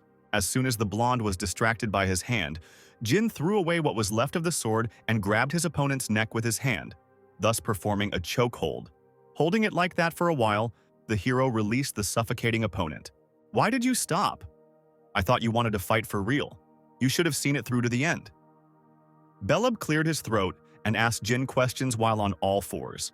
"Is it fun to play around with people?" "Of course not." "Then why?" "I find it very unpleasant to resort to such methods of stimulation. It hurts more than you think." "What do you even know about me to mock me like that? As you said, I don't know you very well." The hero's gaze was detached. "But I know for sure that such determination can only be shown when a person is strong." Jin approached Belub, knelt before him and put his hand on his shoulder. "You are weaker than me, not to mention kind. I like that about you. But in this hell, you can't survive with kindness alone." The blonde looked at the young master. "Belub, I hope that one day you will become strong enough to protect this trade as well. I and everyone else here are very sorry that we were so strict with you." The boy began to cry. Oh my God. The kitchen workers, who were carrying huge pots and boxes of food, were surprised by what was happening. "And the training is not over yet. Maybe we should come later?" "No, everything is fine. You can start preparing." Belub calmed down. "You can bring yourself some food today, young master." "Yes, I'll bring you some too," Jin responded happily. Knight Khan immediately reported this incident to the head of the Runkendall family. Sharon laughed and then replied, "I see, so that's his credo. Even when he dominates others, he still looks after the weak. Then we need to check if this path is worth anything, Khan. Go back and tell Jin that I'll send him on his first mission." January 1785, the hero reached the rank of Knight of the 3rd rank at the age of 15. During the first holidays, the cadets either returned to their homes or worked on themselves using their own methods. And once the cadets moved to the advanced group, instead of wooden swords, they must use more suitable ones. So the outstanding cadets wander around the forges and order swords for themselves. If Jin was like the other cadets, he would have to wander around the forges. However, Jin didn't need a special weapon. Among the thousands of swords stored in the Runkendall family's armory, at least a couple of them should fit perfectly in his hand. "Brother, it was very difficult to find a sword that would suit you perfectly." The hero could not choose a sword for himself, and Luna said earlier that she wanted to give him a sword, and she walked around the armory for a whole month. "At least I'm sure she knows more about weapons than I do," Jean thought. "So she'll probably choose the best option available." Luna came out of the storage with a weapon that was completely unusual for Jin. It was a huge sword axe. It seemed even bigger than the girl herself. This sword was formerly known as the Bale's Slayer, a weapon I loved to use when I was your age, and it was around that time that I came up with this axe-like sword, so you could say it was the prototype for my Krantle. What is an axe sword, you ask? As the name suggested, is a sword with an axe blade attached to the tip. It is massive, heavy, and bulky. This weapon was personally invented by Luna at the age of 15. No one had used something like this before. "Well, Jean, how do you like it?" It's huge, sister. I'm very grateful that you chose such a sword for me. But it seems like it will be difficult for me to control." "I see. It's okay. It was just a joke." Luna's joyful mood immediately disappeared, but she continued sullenly. "But Bale's Slayer is a great sword. Maybe it's a bit heavy, but it's not such a big hindrance." The elder sister soon gave in and took a deep breath. "Okay, fine. I'll show you another weapon. I've been thinking for a long time about which sword would suit you best. The one that is meant for you." Then it dawned on me. Since you chose Beresada in the selection ritual, the sword that Luna held seemed ordinary, without a single ornament or decoration. "I thought this sword would suit you perfectly." The girl pulled the sword out of its sheath. The hero saw the snow-white clean blade and immediately mentally shouted out the name of the weapon. Very similar to Beresada, the sword used by the first head of the Tamar Runkendall family himself. Bradamante is Beresada's brother, its prototype, which is known as one of the best swords. "You seem to like it." "Of course, sis. It's an amazing sword, even compared to the many legendary swords our family owns." Jin didn't let go of the sword and thought happily. "This is exactly the weapon that I should have received no matter what. Just think that Luna personally gave me Bradamante. Bradamante and Beresada are the swords that are most suited for using spiritual energy. If I had chosen it, I would have had to give it up soon due to the protests of my brothers and sisters." The boy turned to his sister. "Bradamante is the sword that the rest of the relatives want to get, and you chose it for me. I don't know how I can repay you for this." "No need, Jin. It seems like you haven't decided yet how to feel about me. It makes me sad." "No, it's not like that at all, I promise." "Seriously? But I'm already sad, so you'll have to comfort your sister's sad heart. What? Close your eyes right now, Jin. Let's begin our training. Okay. You know what I'm gonna say now, right? Yes. Okay, then I'll teach you something else. What is this? That among your brothers and sisters who are constantly engaged in feuding with each other, there are also those who love you unconditionally. So remember this well and don't make your sister sad anymore. Yes, I understand everything. Forgive me, sister. Before you were born, I was alone among our kind. You shouldn't share my fate. That's why I'm helping you. I hope you understand me. Yes, I understand, little sister. Jin decided not to question Luna's goodwill and love from this moment on. Great. Then let's continue training. Jin, dear brother, use the call of the heart. After training, the hero, having come to his room, first of all called Murakana and began to show off his new sword Bradamante. Put it back. You're not that good at controlling spiritual energy yet. The Black Dragon was unimpressed and continued reading his manga. In order to use Bradamante as intended, you need to master rank 3 spiritual energy control, but you're still at rank 2, Brad. You won't be able to even come close to awakening this sword. But I'm very close to getting the 3rd rank, which means I'll be able to use it soon. Murakana didn't even listen to the end, slammed the book shut and shouted, "How self-confident you are! Listen carefully, you scoundrel! Barisada and Bradamante are not just swords that can't be used just like that. Controlling spiritual energy of the 3rd rank is the bare minimum. Until you reach at least the 5th rank, use it like a normal sword. Is that clear? But I'm not that patient. What if I reach the 5th rank of spiritual energy control by the end of the year?" The dragon was angered by these words. Even if some child won 1st place in the spiritual energy competition and ate only this instead of regular food, he still wouldn't be able to use this sword. I'm just taking care of you. Now stop talking nonsense that would make dogs laugh if you understand everything. Stop being so stubborn. Jin frowned, grabbed the Murakana manga, and prepared to rip it up. What were you saying about a scoundrel? Hey, put it back. Young master. The bickering duo stopped and turned to Jilly, who was running towards them. Jilly, is something wrong? Has something happened? Instructor Garen is looking for you. He usually comes in person. While Jin was distracted, Dragon took his manga back. But he says he needs you so he can explain the plan and show everything on the map. Plan? Yes. Instructor Garen gave you an assignment. He says you're leaving as soon as the holidays are over. It's about time, considering that I've become a 3rd rank swordsman, but leaving after the holidays are over is strange. Jin headed towards the door of the room. That's because the tasks are quite difficult, and they are usually assigned to those who study in the advanced group, Jilly said worriedly, to which the hero found an explanation. It's probably because my transfer was approved. We need to check, so stay here with Murakana, Gilly. Okay, young master, hurry up. There were already 4 cadets in Garen's office. Among them were Belub and Mesa. They were listening to the instructor's explanation and looking at the map. And Jean interrupted, "Garen, I heard that I was assigned a task." "Welcome, young master." A task was given to 10 members of the beginner training class, including you. At the beginning, you will be divided into 2 groups.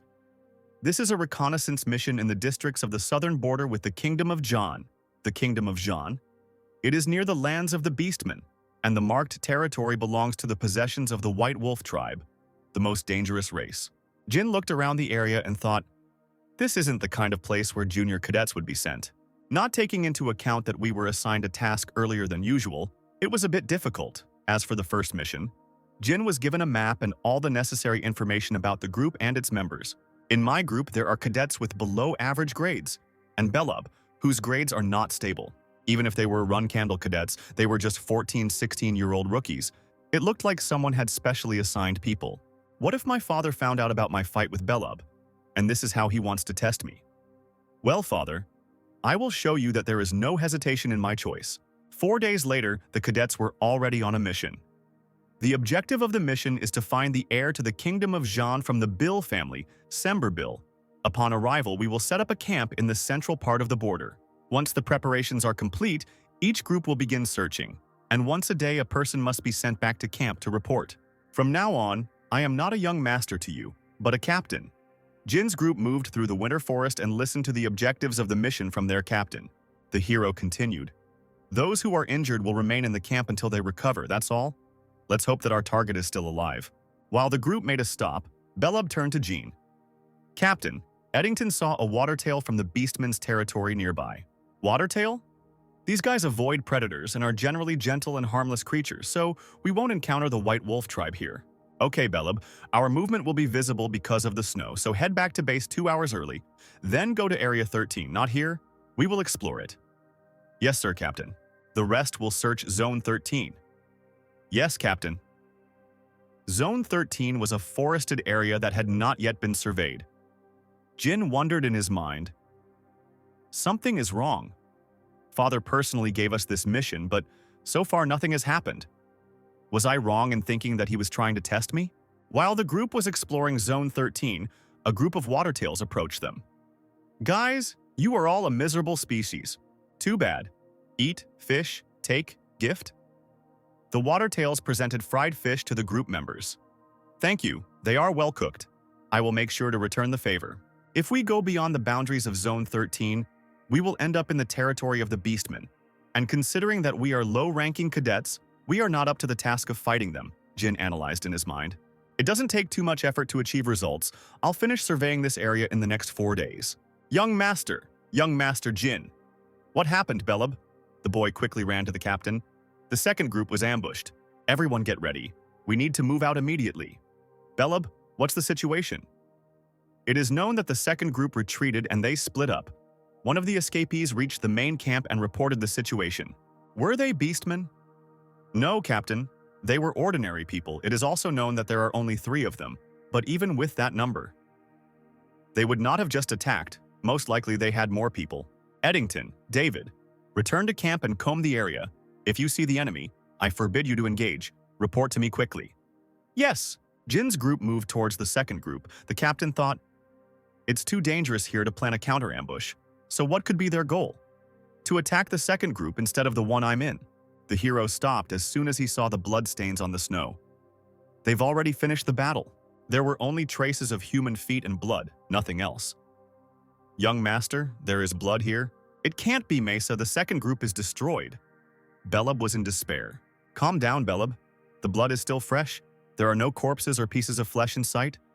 Jin examined the place. It looks like a fight started here, and the second group started to retreat. Judging by the tracks, it can be said that the attacker was alone.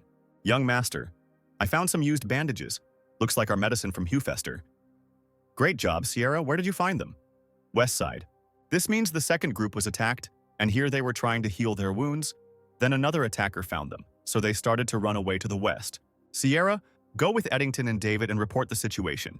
Belub, with me, we'll go after them. Yes, young master. They puffed and ran at full speed until they heard metallic sounds. The guys stopped, hid, and watched the situation from behind the trees. Young master, this is the second group, Belub whispered.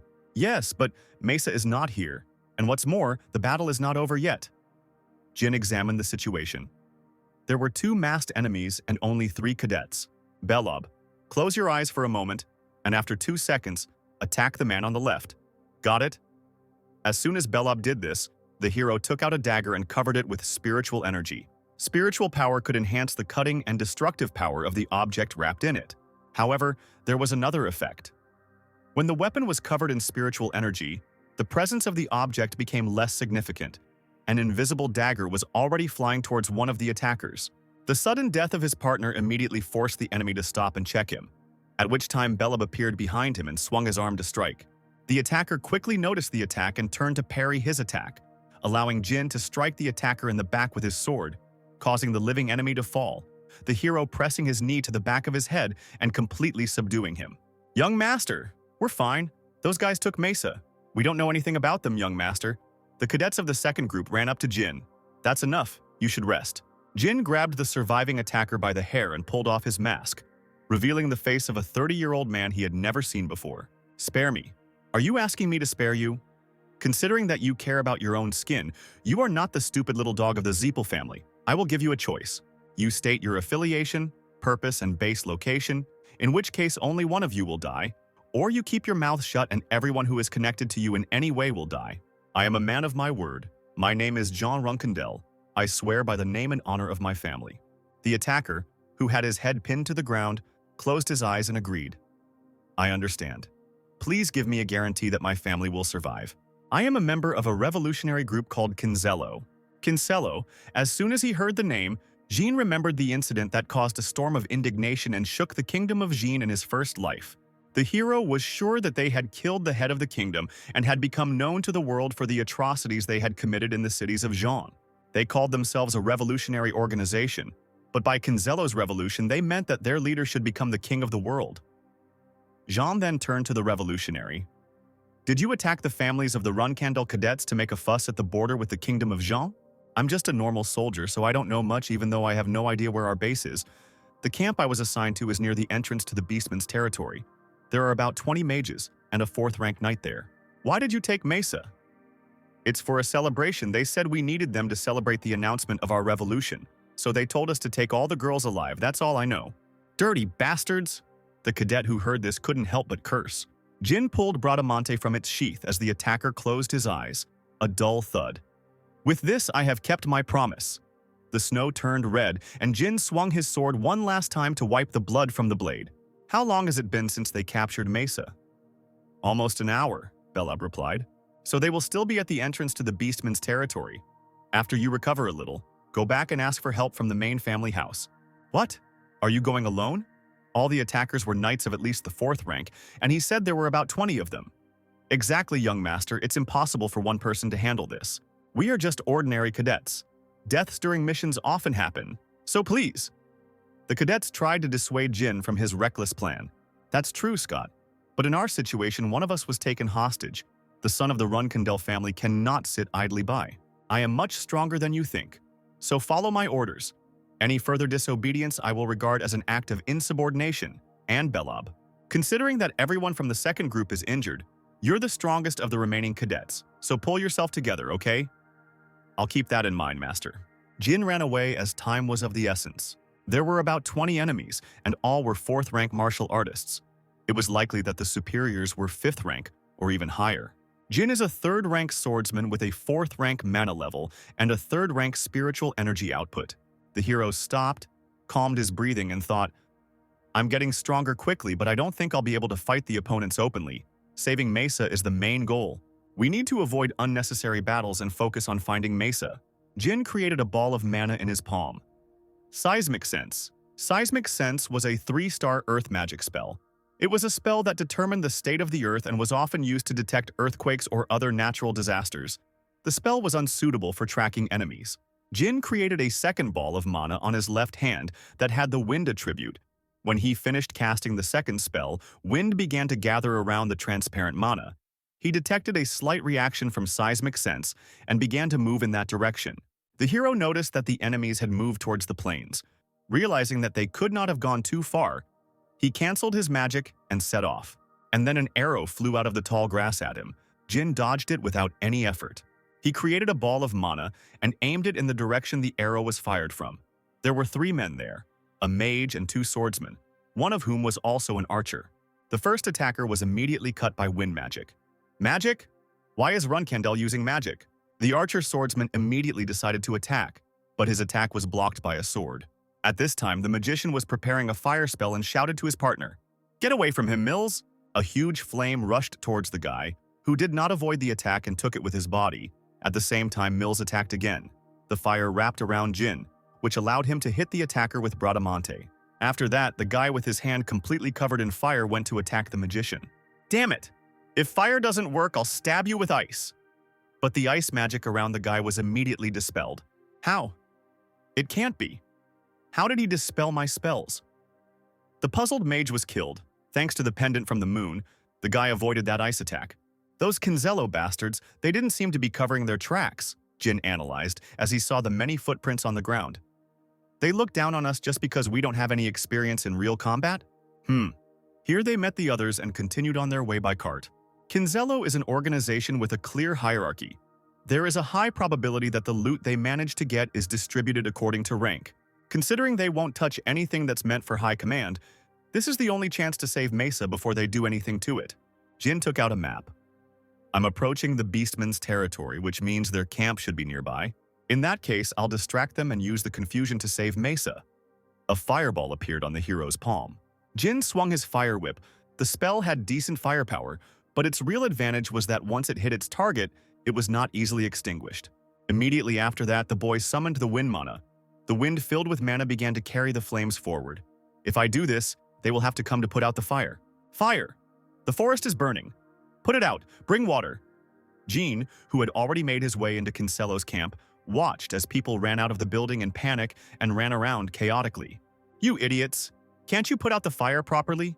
Mages, use water and ice magic. The man cursed at the people around him. The guy realized that he was the boss. Boss, the fire won't go out. Jin ran behind the man. Do you really think that ignition is possible in this weather? Those who started it must be nearby. Find them. The leader, before he could finish speaking, felt a presence behind him and turned around. Because of the high flames and thick smoke, no one saw how Jin suddenly strangled the man. Great! I found a bunch of keys that I can use to get inside. Jin made his way inside the building and opened the room. It was empty. He saw a descent into the basement. Mesa! The girl was still wearing her cadet uniform, but she was tied up and covered in bruises. Young master, why are you here? It's dangerous. Don't worry about me. Can you walk? Yes, but I don't think I'm in a condition to run. Jin freed Mesa from the ropes. Okay, you'll lean on me. Then there was a crash from above. What was that sound? Young master, can you promise me something? If the situation gets out of control, please leave me. You must not die here.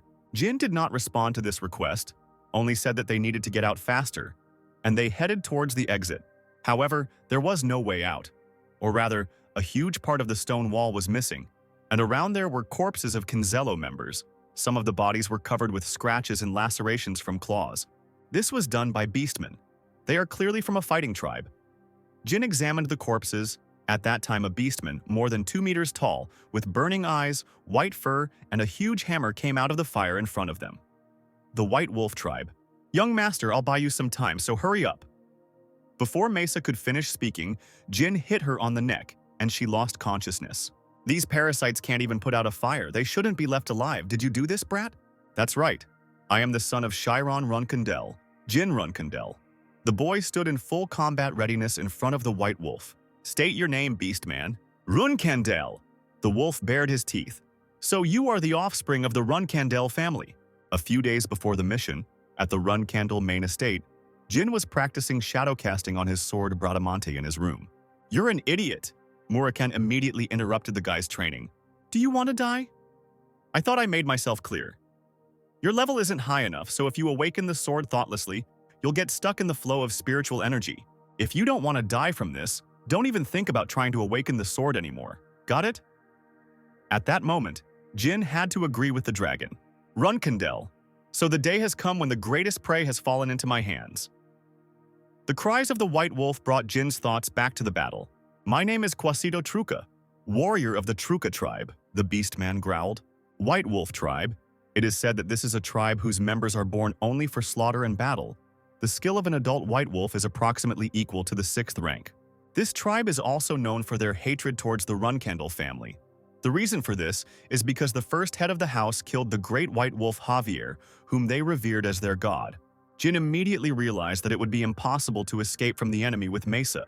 Today, I will sacrifice your body on the altar of Javier and make his soul happy. Quasido was already preparing for his victory. Now choose, will we fight in a fair fight or will I tear you to pieces as you run away? Let's fight! The guy was ready for a tough fight. His sword was covered in a white aura. Good, so you are one of those Runkundel who knows about honor. The wolf rushed forward to attack. Show me a real fight. Quasido was incredibly fast, but Jin managed to dodge the blow, and the hammer hit the ground hard. Another blow, but the guy only managed to block Bradamante's attack. As expected of a member of the White Wolf tribe, it was so difficult to block a single attack. That single strike was enough to make Jin feel like his wrists were about to fall off. But I can still win. I have aces up my sleeve that my enemy knows nothing about.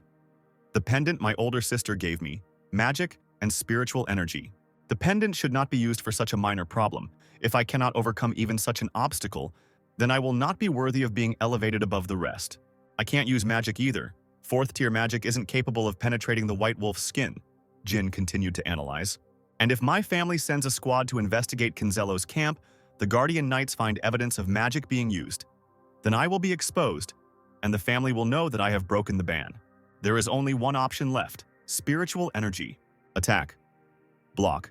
Another heavy blow from the hammer, despite Bradamante's perfect defense. The boy's body was at its limit. I must awaken the sword. And you have a good sword, little run candle. It doesn't have a single scratch even after attacks from my hammer. It doesn't really suit your family's black sword emblem. It's too white and dazzling. But he's much stronger than he looks. Quasito raised his hammer high. It's all over, little run candle.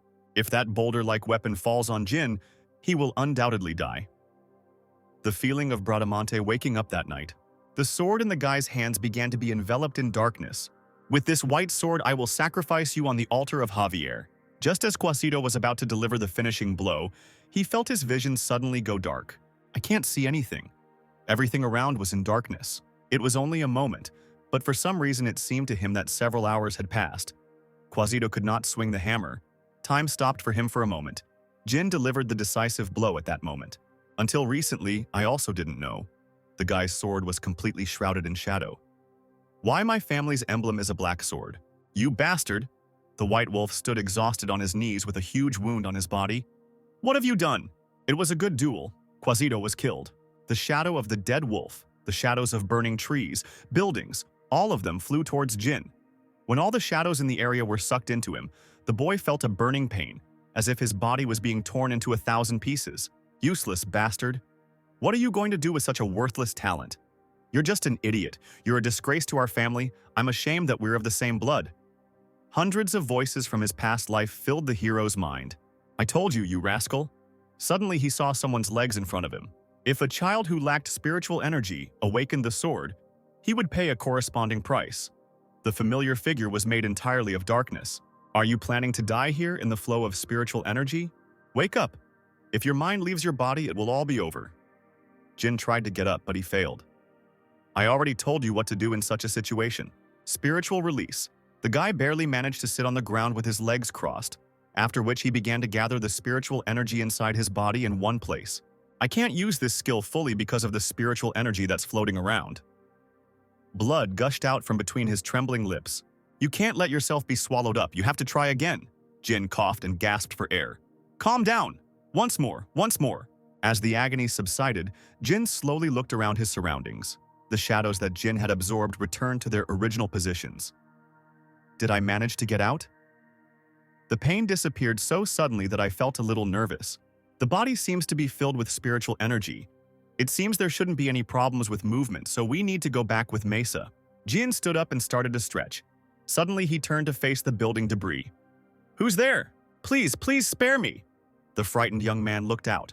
Are you a survivor from Kinzello? No, it's not like that at all.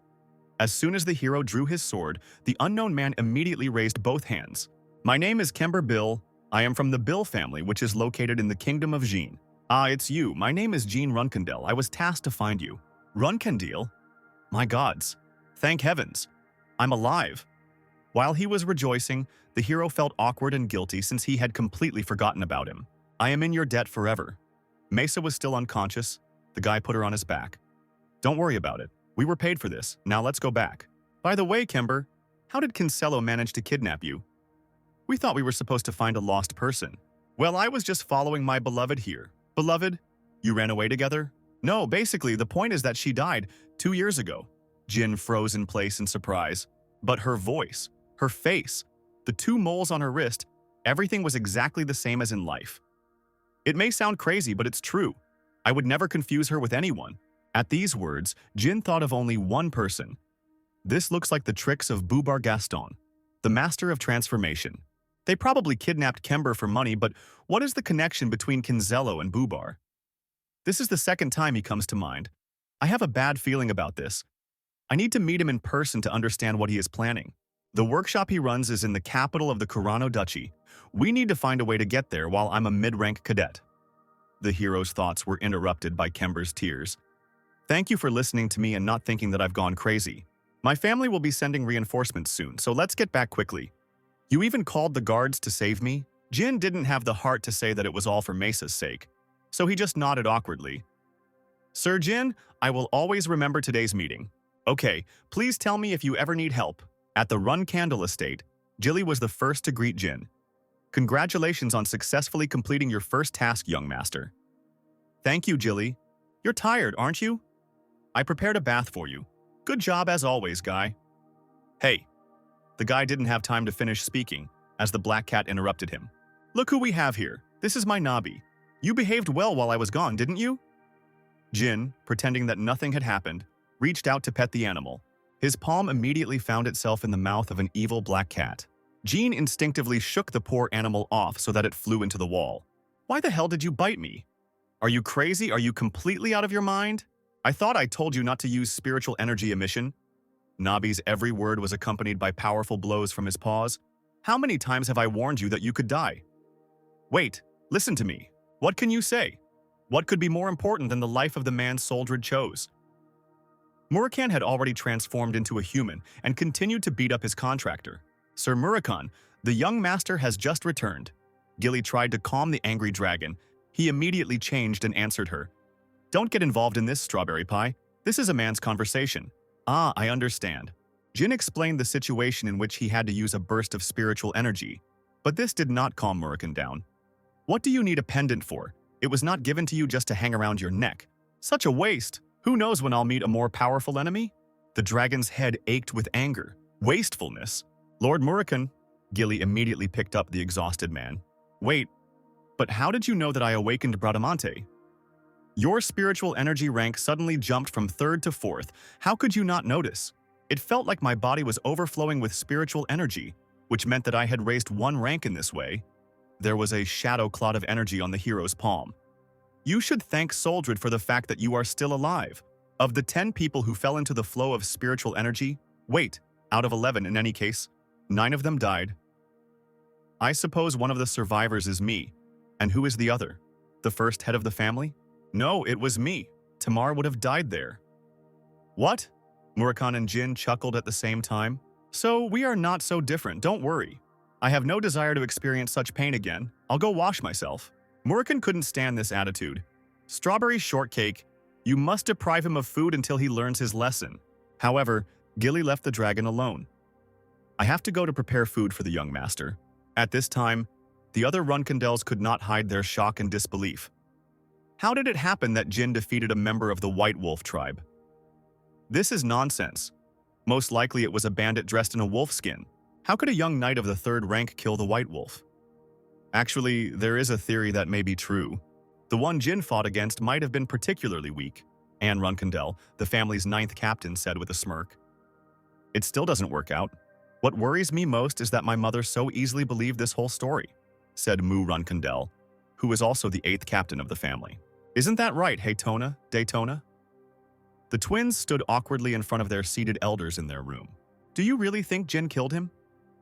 He may be extremely strong, but even that is unlikely for him, the Tona brothers whispered to each other. The problem isn't whether he killed a member of the White Wolf tribe, but that he's already moving into an advanced group. That's right. We'll be finished if he manages to pull that off. In their minds, the younger brother appeared as a devil who was eager to beat them up. Hey, idiots! What are you whispering about? Are you really worried about Jin moving to the advanced group? Anne and Mu laughed. You can be frank with your sisters. Anne immediately became serious. Because I hate nothing more than being lied to, it makes me want to rip out their tongues. We are afraid of Genie, the twins admitted. Do you want your sister to help you? How? We will lend you our slaves for a while. This offer made the Tan brothers very happy. Why? Because in the Runkandel family's advanced cadet group, only the strongest survive. A tightly knit group of cadets from the 3rd rank to the 5th rank. It trains both newly arrived cadets and those who have not been able to move up to the next group for more than 10 years. Mu and Anne managed to get to several of the cadets stuck in the group and make them their slaves. You can use them to crush Jin. We have a bad feeling about him too. But if you fail to deal with this properly, be prepared to face the consequences, my dear brothers. Anne and Mu smiled with anticipation. Meanwhile, Jin, having come out of the shower, was already thinking about his future fate. Since my first task was crowned with success, the transition to the advanced group is guaranteed. In order to properly manage my spiritual energy, I need to reach the 6th rank of sword mastery within the next 5 years at least. This level means that you have become an excellent swordsman, and starting from the 7th rank, you receive the title of Swordmaster.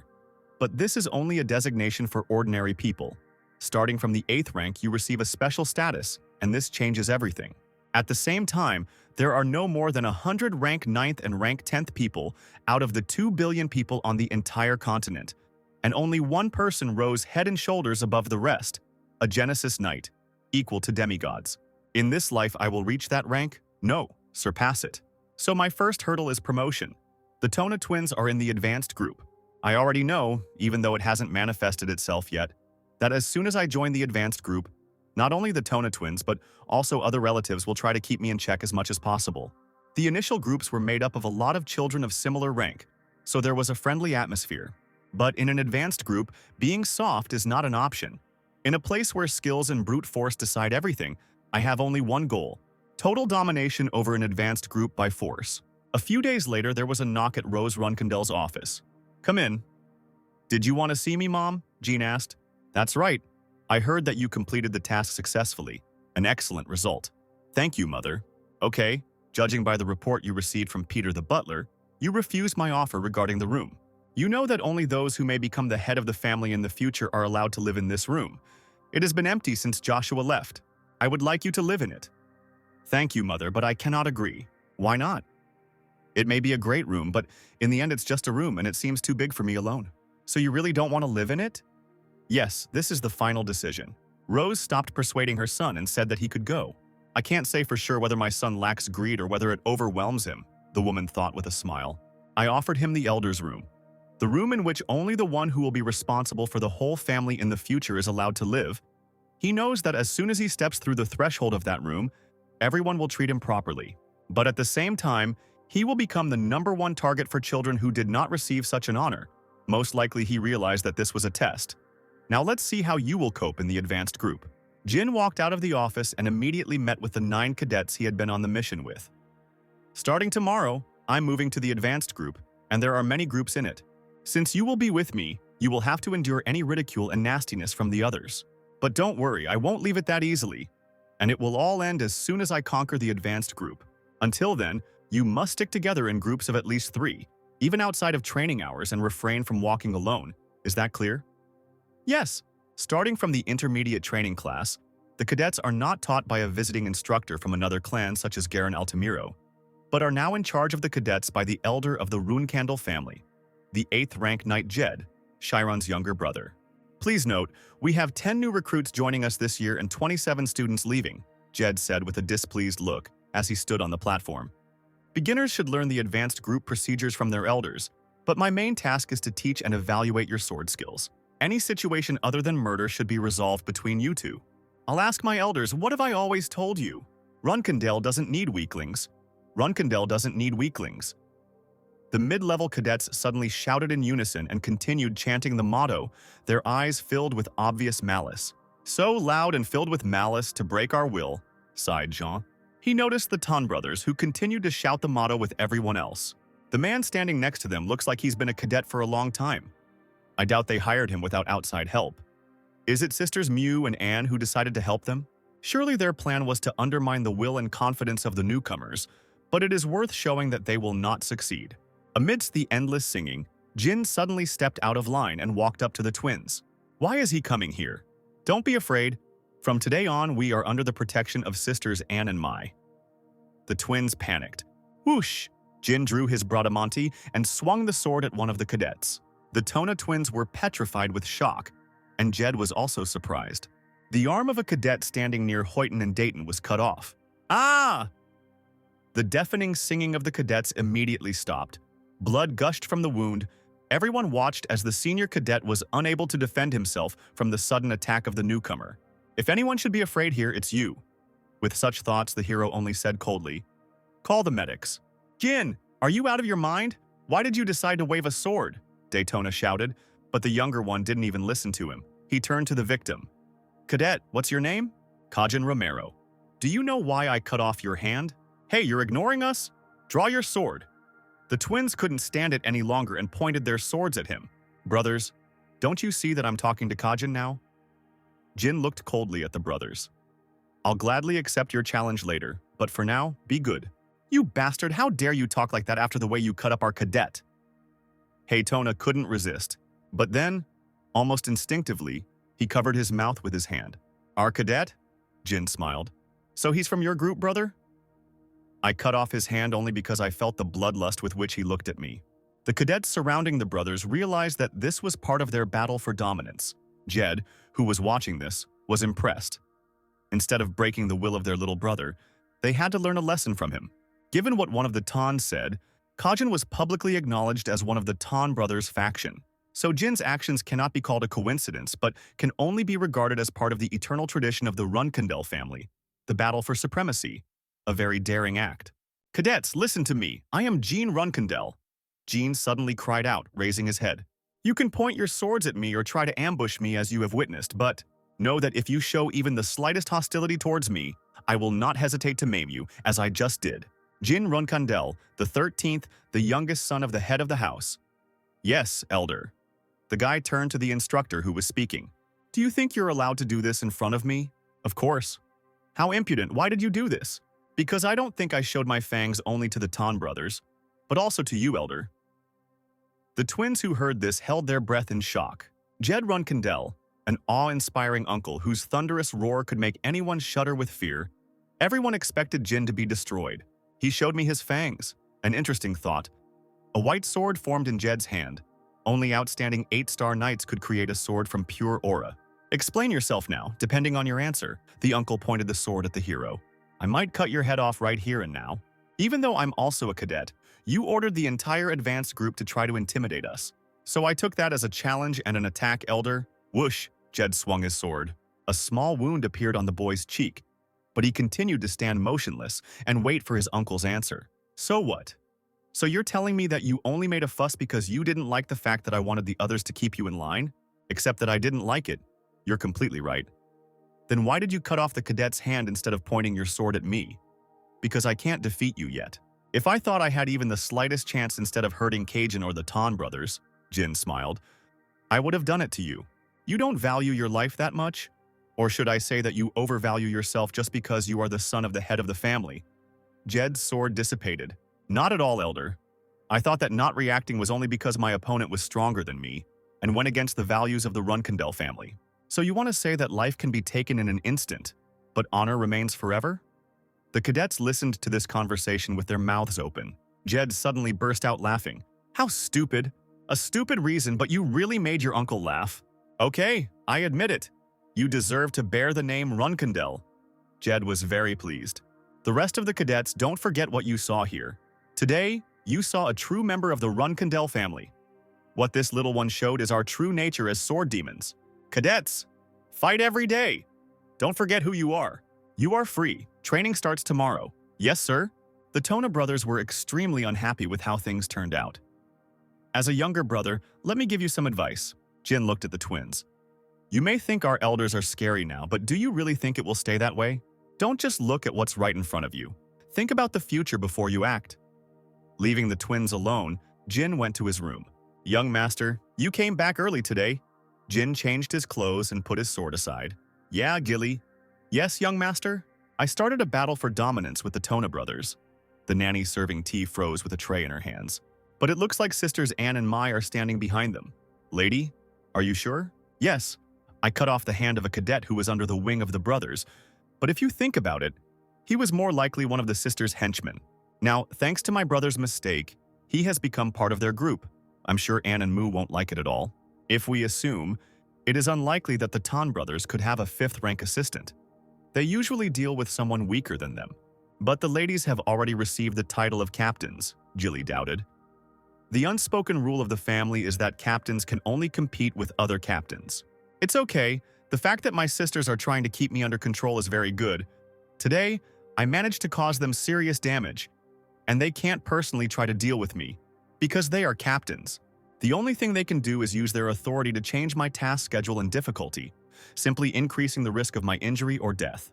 But the difficult missions are mostly solo, which means that no one will be watching me, and during their implementation I will be able to use all my skills. Jilly understood what Jean meant. It seems to have played into your hands. That's right. I'll have my sisters to thank as I reach new heights. And also, the hero picked up the cat lying nearby. It won't be a problem if I take the cat with me. What? I'm not going to take you on missions, Murakan. I need you to do something. The cat's displeased face looked at the guy. So what? I'll tell you later, but until then, could you two keep a low profile? Yes, young master. The intermediate class began their training, but the 3 Runkandel brothers were called separately by their uncle. From now on, I will train with methods that only pure-blooded Runkandels can know. For you, this is a special privilege. The swordsmanship in our family can be compared to tyranny, just as destructive and merciless. The whole essence of the Runkandels is reflected in their handling of the sword. While Jed was speaking, the hero noticed that the Tona brothers were beaten. It is worth noting that we do not have a special form of combat, but we do have secret techniques and finishing fatal blows. But to learn them, you first need to become a captain. Our unearthly swordsmanship has no rules, no step technique, no specific form, and this is what distinguishes us from other military families. Do you know why we don't have a specific form of sword fighting? Jin raised his hand and then answered, because Runkandel has a special physical ability, a sense of battle. That's right. The Runkandel lineage is truly blessed, with bodies that ordinary people can't even begin to compare to, and all born with incredible swordsmanship talent. There may be differences in personal abilities, but every Runkandel is born with this power. So, you guys need to learn one simple thing. Jed suddenly grinned. Each of you, take a stone ball. Jin took one steel ball. It was heavier than it seemed. The hero felt that there was something inside the ball. These balls are called pure stones, a nickname given to them because they can produce a pure sound if handled properly. Now I will show you 3 different sounds that this stone can make. Listen carefully. The first strike, Jed didn't put much effort into his sword and just dropped it lightly onto the ball. A rather thick and muddy sound spread out, which immediately made the brothers feel uneasy. It's an unpleasant sound, isn't it? Next, the man hit the ball again, this time with much more force and speed in his swing than before. This time, a clear and elegant sound worthy of the name Pure Stone rang out in the room. "Ooh!" the twins exclaimed simultaneously. Jin's eyes also widened as he looked at the Pure Stone. As you can see, it makes different sounds depending on how hard you hit it. When you hit it lightly, it makes a dirty sound, but if you hit it with some force, you get a nice ringing sound. I see. Jin immediately decided that he understood the purpose of the task.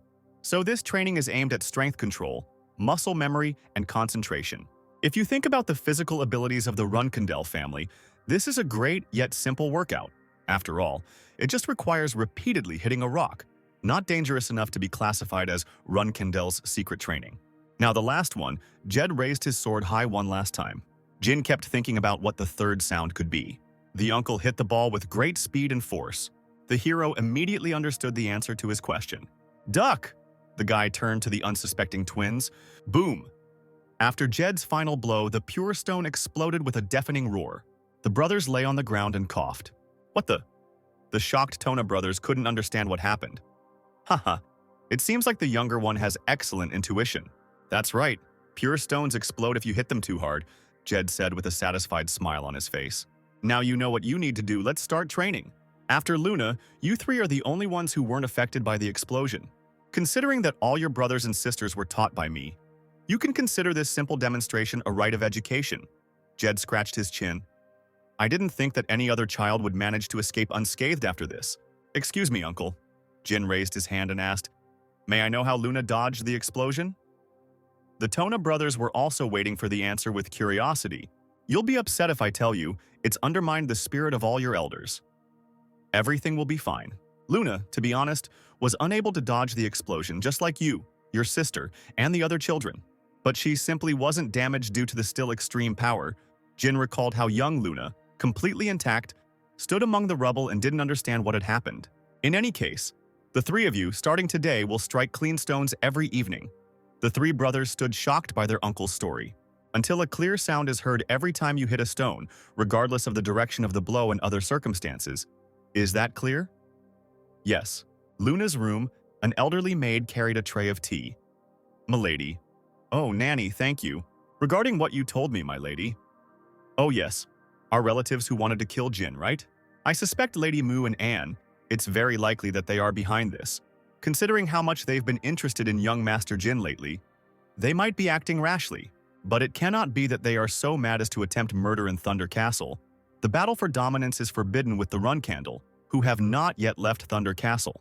Moreover, if this had reached their father, he would have turned the entire estate upside down, and in that case even their lives would have been in danger. Can we consider the possibility that young Master Jin lied or made a mistake? Luna's nanny considered all the options. He was only 10 years old at the time, so I guess both scenarios apply.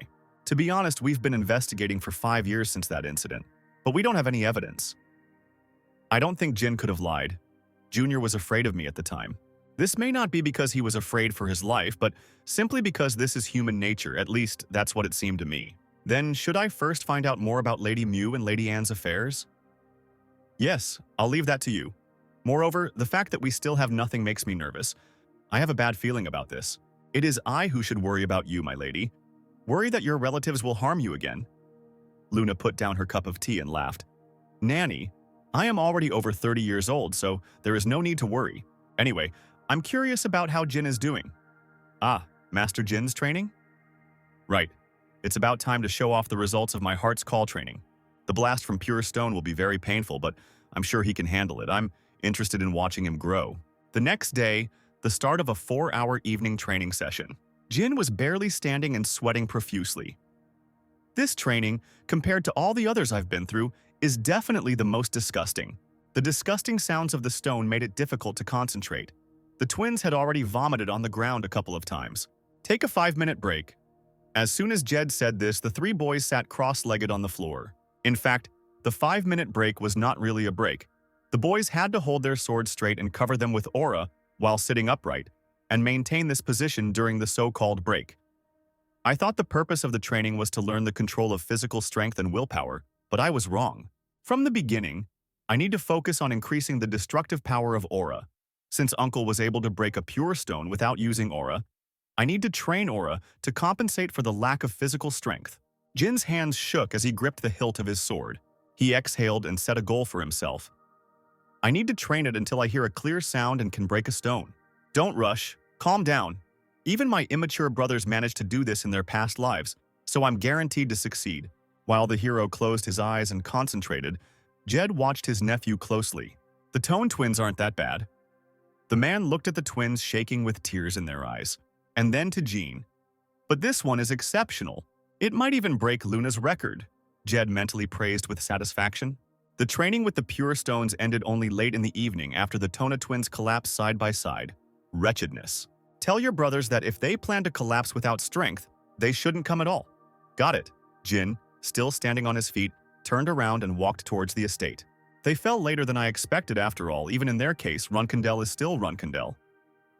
Jed stayed where he was and watched his nephews leave. But the youngest, despite being 2 years younger than the twins, he managed to make it through today's training without passing out. An incredible feat considering his body hadn't developed as much as theirs. Why him? Jed suddenly shouted. If only he had been born 10 years earlier, he would have had a talent capable of outshining his entire family. It doesn't matter what I think about it, the man exhaled deeply, sitting down right on the ground. It's a pity that it turned out this way. A month later, March 1795, the advanced group training ground. At this time, the Runkindel brothers were training separately with an instructor, and all the other cadets were on the training ground. Attention! The first tasks of this year have already been distributed among the advanced group, those whom I will call. Step forward. The assistant instructor began to announce the missions and their participants. First, we have an escort mission. You will have to guard the newcomers of the Blacksmith Association. They are leaving. He finally announced the third mission. Enslavement of monsters. The targets are orcs. The mission will take place in the unprotected area of the Kurano Duchy. Let's go, huh? The assistant instructor paused, frowning before making sure he had read the names on the document correctly. Mesa, Belob, Scott, Taymont, Kiko, Zhushen, Eddington, Sierra, Fields, David, all of the above, were the cadets of Jean's group. There are 25 orcs there. They tend to move in groups, and they also move from place to place regularly. So prepare yourself and complete this task. That's all. Petra will tell you the details. I wish you a good journey. These 9 cadets listened to all this with devastated faces. There was a stir among the mid-level cadets. They were tasked with enslaving orcs despite being new arrivals? What can you do? Half of them won't come back. The cadets from Anne and Moo's group laughed among themselves. We'll need to prepare coffins and incense. There's still time before the mission starts. Maybe you could at least write your wills? Or maybe go ask the young Master Genie. Save us, we're scared. Taimont was about to deal with this elder, but Mesa grabbed his arm and held him back. Ignore it, Taimont. We don't have enough forces to compete with them, and the mission hasn't started yet, so it would be a big problem if you got hurt now. But Mesa, those bastards, shut up and don't move, remember? This is the Runkindel family. Mesa confidently told all members of the group that they had to accept the task they had received as a fact and return in one piece after successfully completing it. This is the only way we can raise them to the ground. At this time, Hayton once again hit the clean stone. Ah! The twins' ball exploded. Daytona! The other twin brother barely dodged the fragment that was flying at great speed. The hero tried to concentrate when he heard, "Genie!" A piece of shrapnel flew at his side. The guy didn't even have time to react, and the shell flew at his side. "Oh my god! Are you okay, Junior?" Haytona ran up to the junior. "I'm okay, so can you do this away from me?" Jin was holding his stomach. "Yes, I'm sorry." The Tona brothers sadly moved their tables with clean stones away from their younger brother. "It's been a month since we started training with pure stones, and my brothers also started blasting them. I thought it would take them longer." A strange sensation swept over Jin's senses, as if the path of the fragment's flight had been drawn, as clearly as the trajectory of a flying arrow. Now, if this happens again, I'm guaranteed to be able to dodge. Maybe this feeling is related to training with Luna? Then before I forget this feeling, I will have to repeat it. As Jin was about to strike the pure stone, Jed suddenly stood up and said, "Attention, you have been assigned a task." The Ton twins' mission was to attend the ceremony.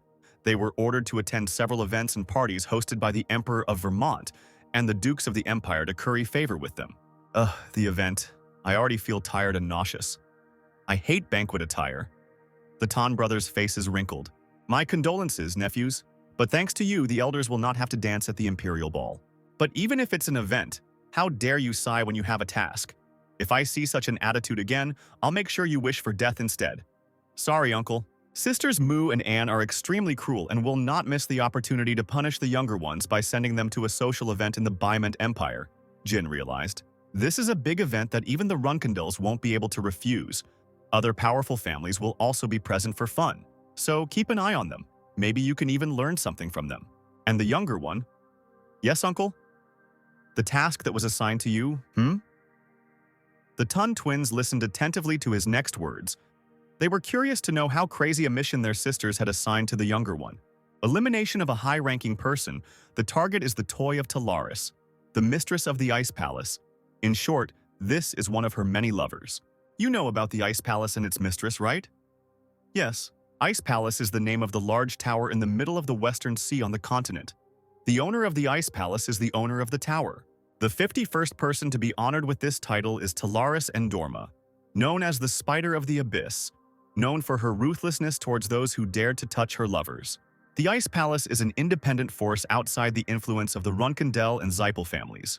You know how strong the Ice Palace's defense and mistress are, right? Jed continued. The target's name is Alcaro Chendero, and he is currently under the custody of the Ice Palace people. He himself is in Mamet, a lawless area. What, Mamet? The twins couldn't stand it. They started whispering among themselves. If the target is Mamita, then that means they want to test everything he's capable of. Isn't that too much? Even though the younger one is pretty good? Jin raised his hand. Uncle, I have a question. Who is our client? The clients are the Chendero family. So they hired us to kill their own child? That's right. It looks like they did everything they could to bring him back. But nothing worked. So they decided that it was better for him to die than for outsiders to know the family's secrets. What do you think about it? Can you do it? I agree, the hero said confidently. How are you? The uncle was surprised that his younger nephew would agree to such a task. This boy, he knows about the mistress of the Ice Palace and Mamita, but he accepts the task so easily. If he'd said it wasn't wise, I'd have said something to the Guardian Knights, but Jed finally accepted the boy's decision. Okay, I like your directness. You three are leaving in 2 days, Uncle. Is Jean really going to Mamet? He said he wanted to go there, so there's no reason to contradict him. Until the mission begins, your training with me is canceled, and make sure your personal training doesn't affect the outcome of the mission. Yes, Uncle. Jin Jr. The twins awkwardly turned to their brother. If you must, give yourself away and say that you are Runkendel. Yes, then no one will bother you. It's surprising that you began to care. No, when did we? Yes, we said it so that you wouldn't die because it is we who must crush you. Brothers, until my return, make an informed decision. Jin suddenly pulled out his weapon and swung his sword towards a nearby pure stone. Expecting the ball to explode, the Tona brothers heard a beautiful sound and were surprised. The younger one smiled with satisfaction and finished, Who do you like better, the older sisters or me? Jed, who had been watching this, turned to the twins after Jean had left.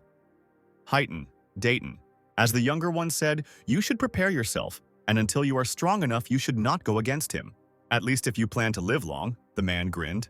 2 days later, at the gates of the estate, Jin was preparing to go on a mission. He was seen off by Gilly and Nabi.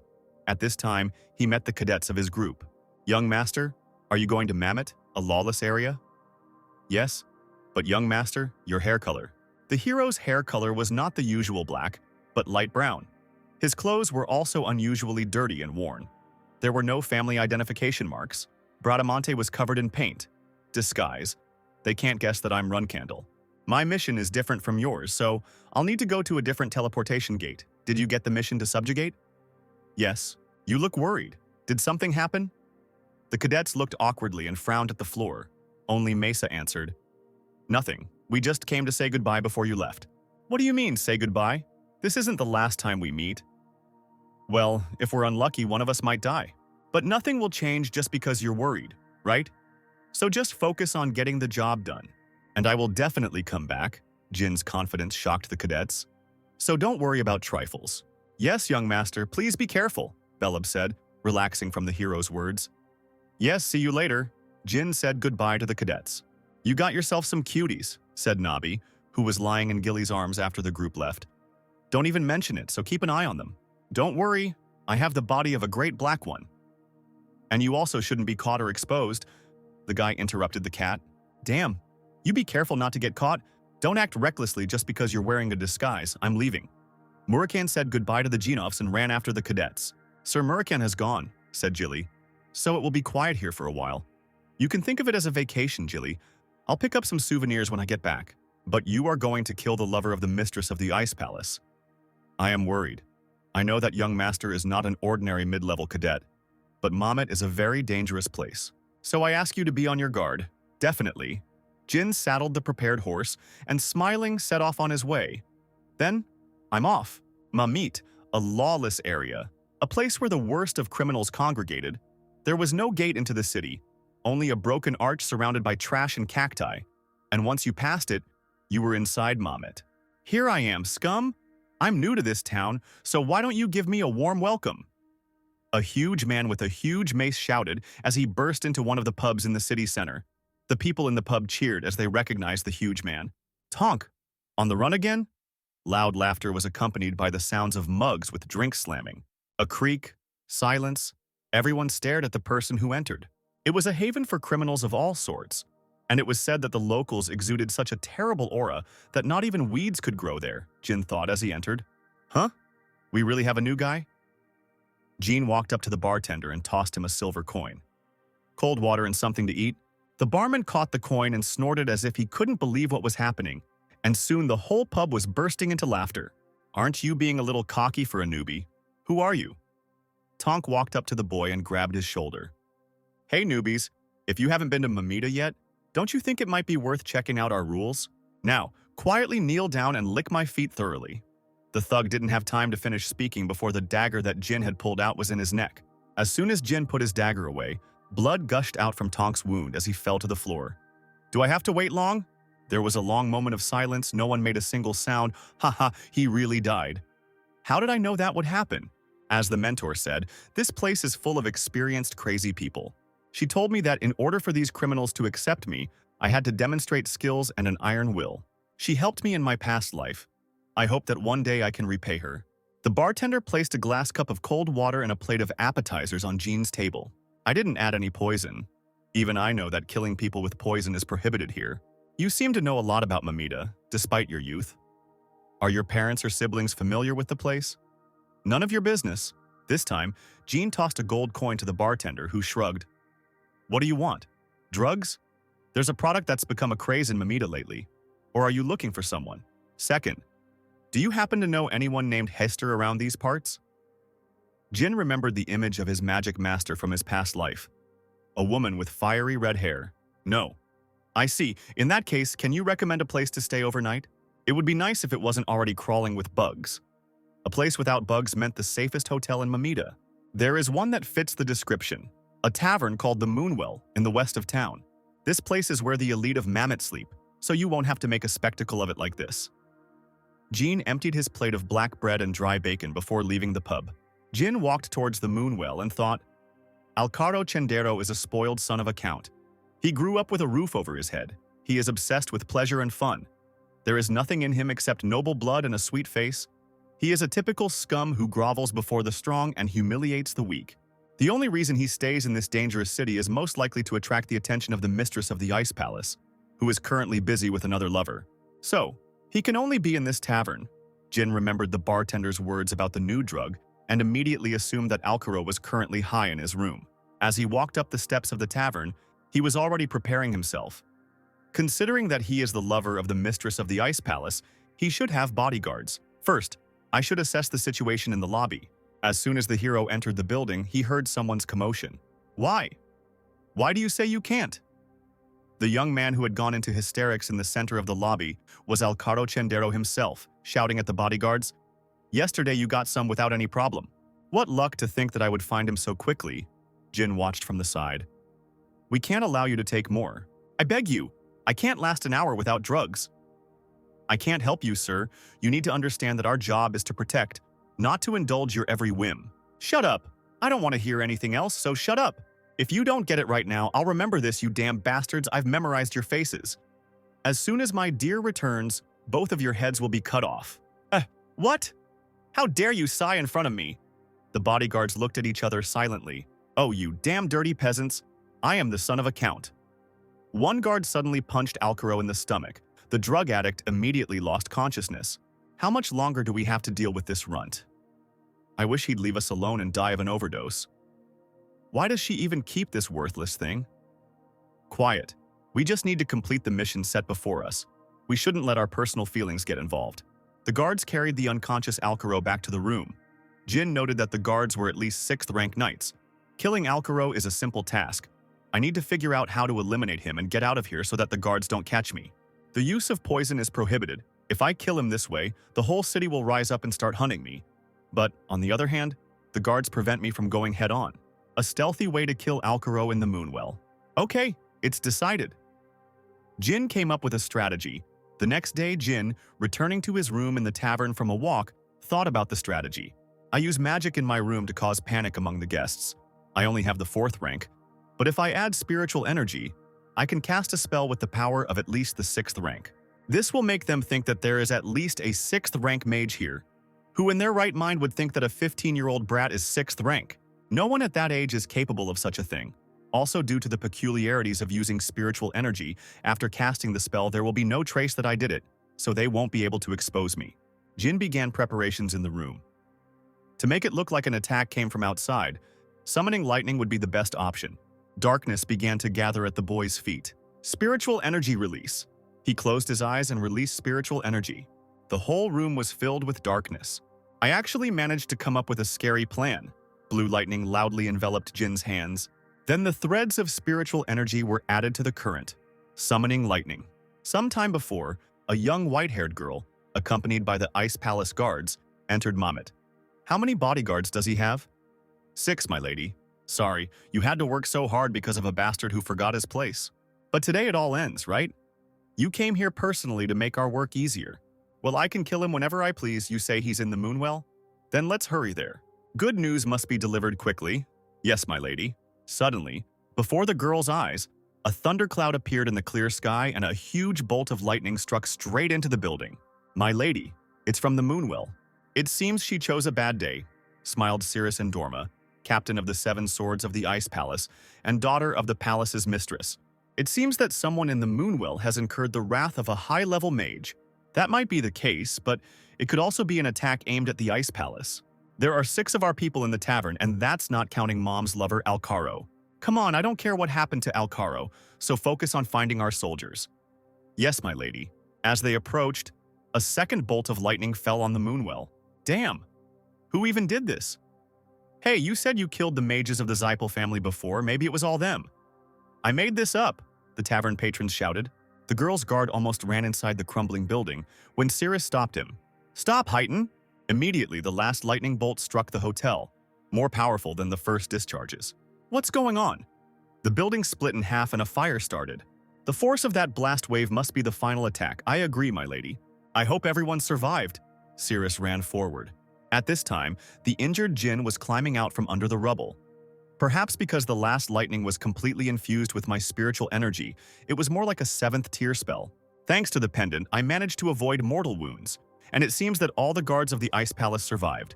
But where is Alcaro? If he is alive, now is the best time. The guy began to look for him with his eyes, but then some shadow hung over him. Huh? Someone else my age in Mamita? Cirrus looked at Jin. Are you okay? That means you were hit by the attack too. Let's get out of here quickly, get up. Milady, our people are there. Minor damage, but everyone survived. Great news. Tell them to gather outside. And if they're still messing with Alcaro, tell them to just kill him. All the magical blows were similar, which means it was the work of one person. If you find the magician, tie him up immediately. Yes, my lady. Jin watched the girl. Isn't she the daughter of the mistress of the Ice Palace? Judging from the conversations, she came here to deal with Alcaro. Considering that he is destined to die, there is no longer any need to make sure of his death. The worst is yet to come. If she remembers my face, it might be a problem. I'll hide it better and get out of here while the city is in chaos. I apologize, my lady. Alcaro died during the attack. We failed to fulfill our duty as bodyguards. Really? This is wonderful news. I came here to relieve you of these duties. You did a great job if you managed to put up with this idiot for so long. The girl immediately jumped onto a high piece of debris and raised her sword up. The Ice Palace is taking over this tavern. My name is Cirrus Endorma, daughter of Talaris, mistress of the Ice Palace, and captain of the 7 Swords. All dissenters will be considered enemies of the Ice Palace. There were immediately some who disagreed. Don't make me laugh. Even if you are Talaris' daughter, it's Mamet. Taking control of the situation instead of the kings of Mamet is an abuse of your authority. There's still a chance that we were attacked from behind the Ice Palace. One swing of Cirrus' sword and everything around was covered in ice. Have I made myself clear? All who disagree are our enemies, kings of Mamita? Do you think you can look down on the Ice Palace just because you played king in your scumbag gathering? If it turns out that the attackers were targeting people from the Ice Palace, we will repay them in full. But if this magician decided to kill one of yours and the palace just happened to be in the way, what will you do? The kings of Mamita could not answer. I think that's reason enough for us to confiscate this place. Okay, do whatever you want. We are also all for killing the mage who did this. As I thought, now we need to find the mage who attacked the tavern among the survivors. It's not one of us. There is not a single mage among us. Not surprised? There is also a chance that one of you has incurred the wrath of a powerful mage, so stop arguing. And as for you, the girl approached the hero. Is it hard to get through? Didn't you hear me when I told you to get out of there? No, I was just a little scared and my leg is hurt. I apologize. The disheveled guy smiled awkwardly. You're a bit of a coward for a guy, but you're pretty cute for a swordsman. Cirrus opened the jar of ointment. Here, show me the wound. Jin awkwardly pulled his pant leg. Cirrus crouched down and rubbed the boy's shin with ointment. But you were lucky to survive this attack? Ouch. If you didn't understand, I, the great Cirrus, am treating you. You can consider it an honor. How can I repay you for this favor? The girl smiled brightly. There is no need for that. How can someone like you repay such a great person like me? You can consider it a pleasant memory and at least bow towards the Ice Palace sometimes. Well, farewell. Cirrus left with her warriors. Jin, looking like the most ordinary guy, just stood there, smiling and waving his hand at her. As soon as she left, his gaze cooled and he said quietly, "Mission accomplished." Meanwhile, the junior group was carrying out its own mission. Another orc was killed. This is the 18th.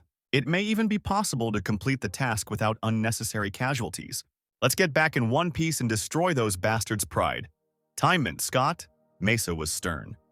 Don't relax, there are still 7 left. The orcs, who usually travel in groups, are walking alone, making them easy targets.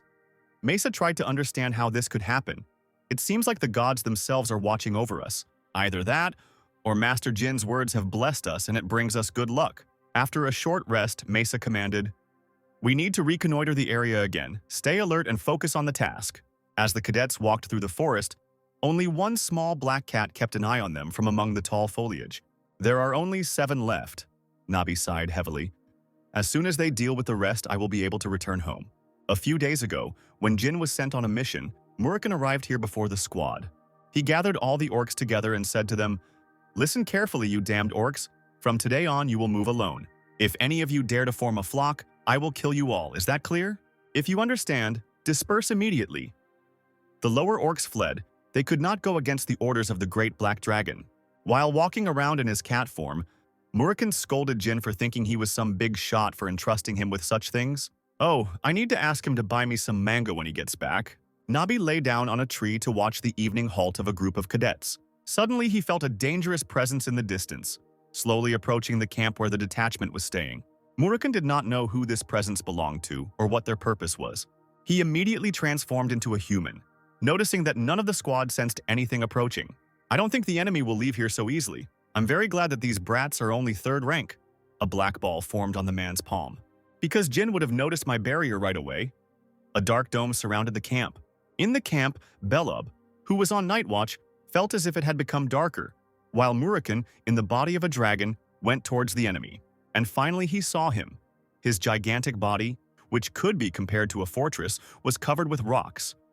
Under a large helmet, a bright red eye looked at the dragon. In his hands was a huge spear and shield. Who dares to appear without my permission? The dragon looked at the enemy who had disturbed the peace. Ha! So it's not something alive, but just a relic from the past. Grave giant! Murakun was surprised by the appearance of this graveyard giant. I was sure that we dragons got rid of them 2,000 years ago.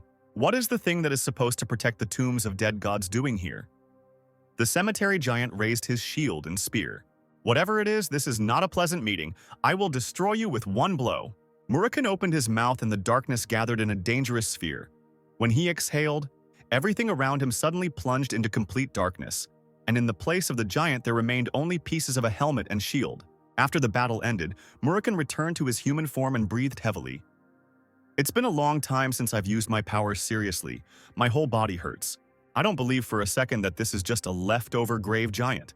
The Zypel family is probably involved in this. What's going on? I shouldn't tell him about it yet. I can protect him if something happens. If he can continue to grow at this rate for about 10 years, Murakun thought seriously and imagined a possible picture. We will be able to fight with the Zypel family. The next day, in the underground room of Bubar Gaston's fragmentary workshop, Bubar walked in circles and dragged his fat body. He was so excited that he couldn't stop biting his thumbnail. A man entered the room. Bubar immediately spoke. Lord Bishkul, we have big problems, my masterpiece, the grave giant. I heard that the cemetery giant fell in the middle of the night.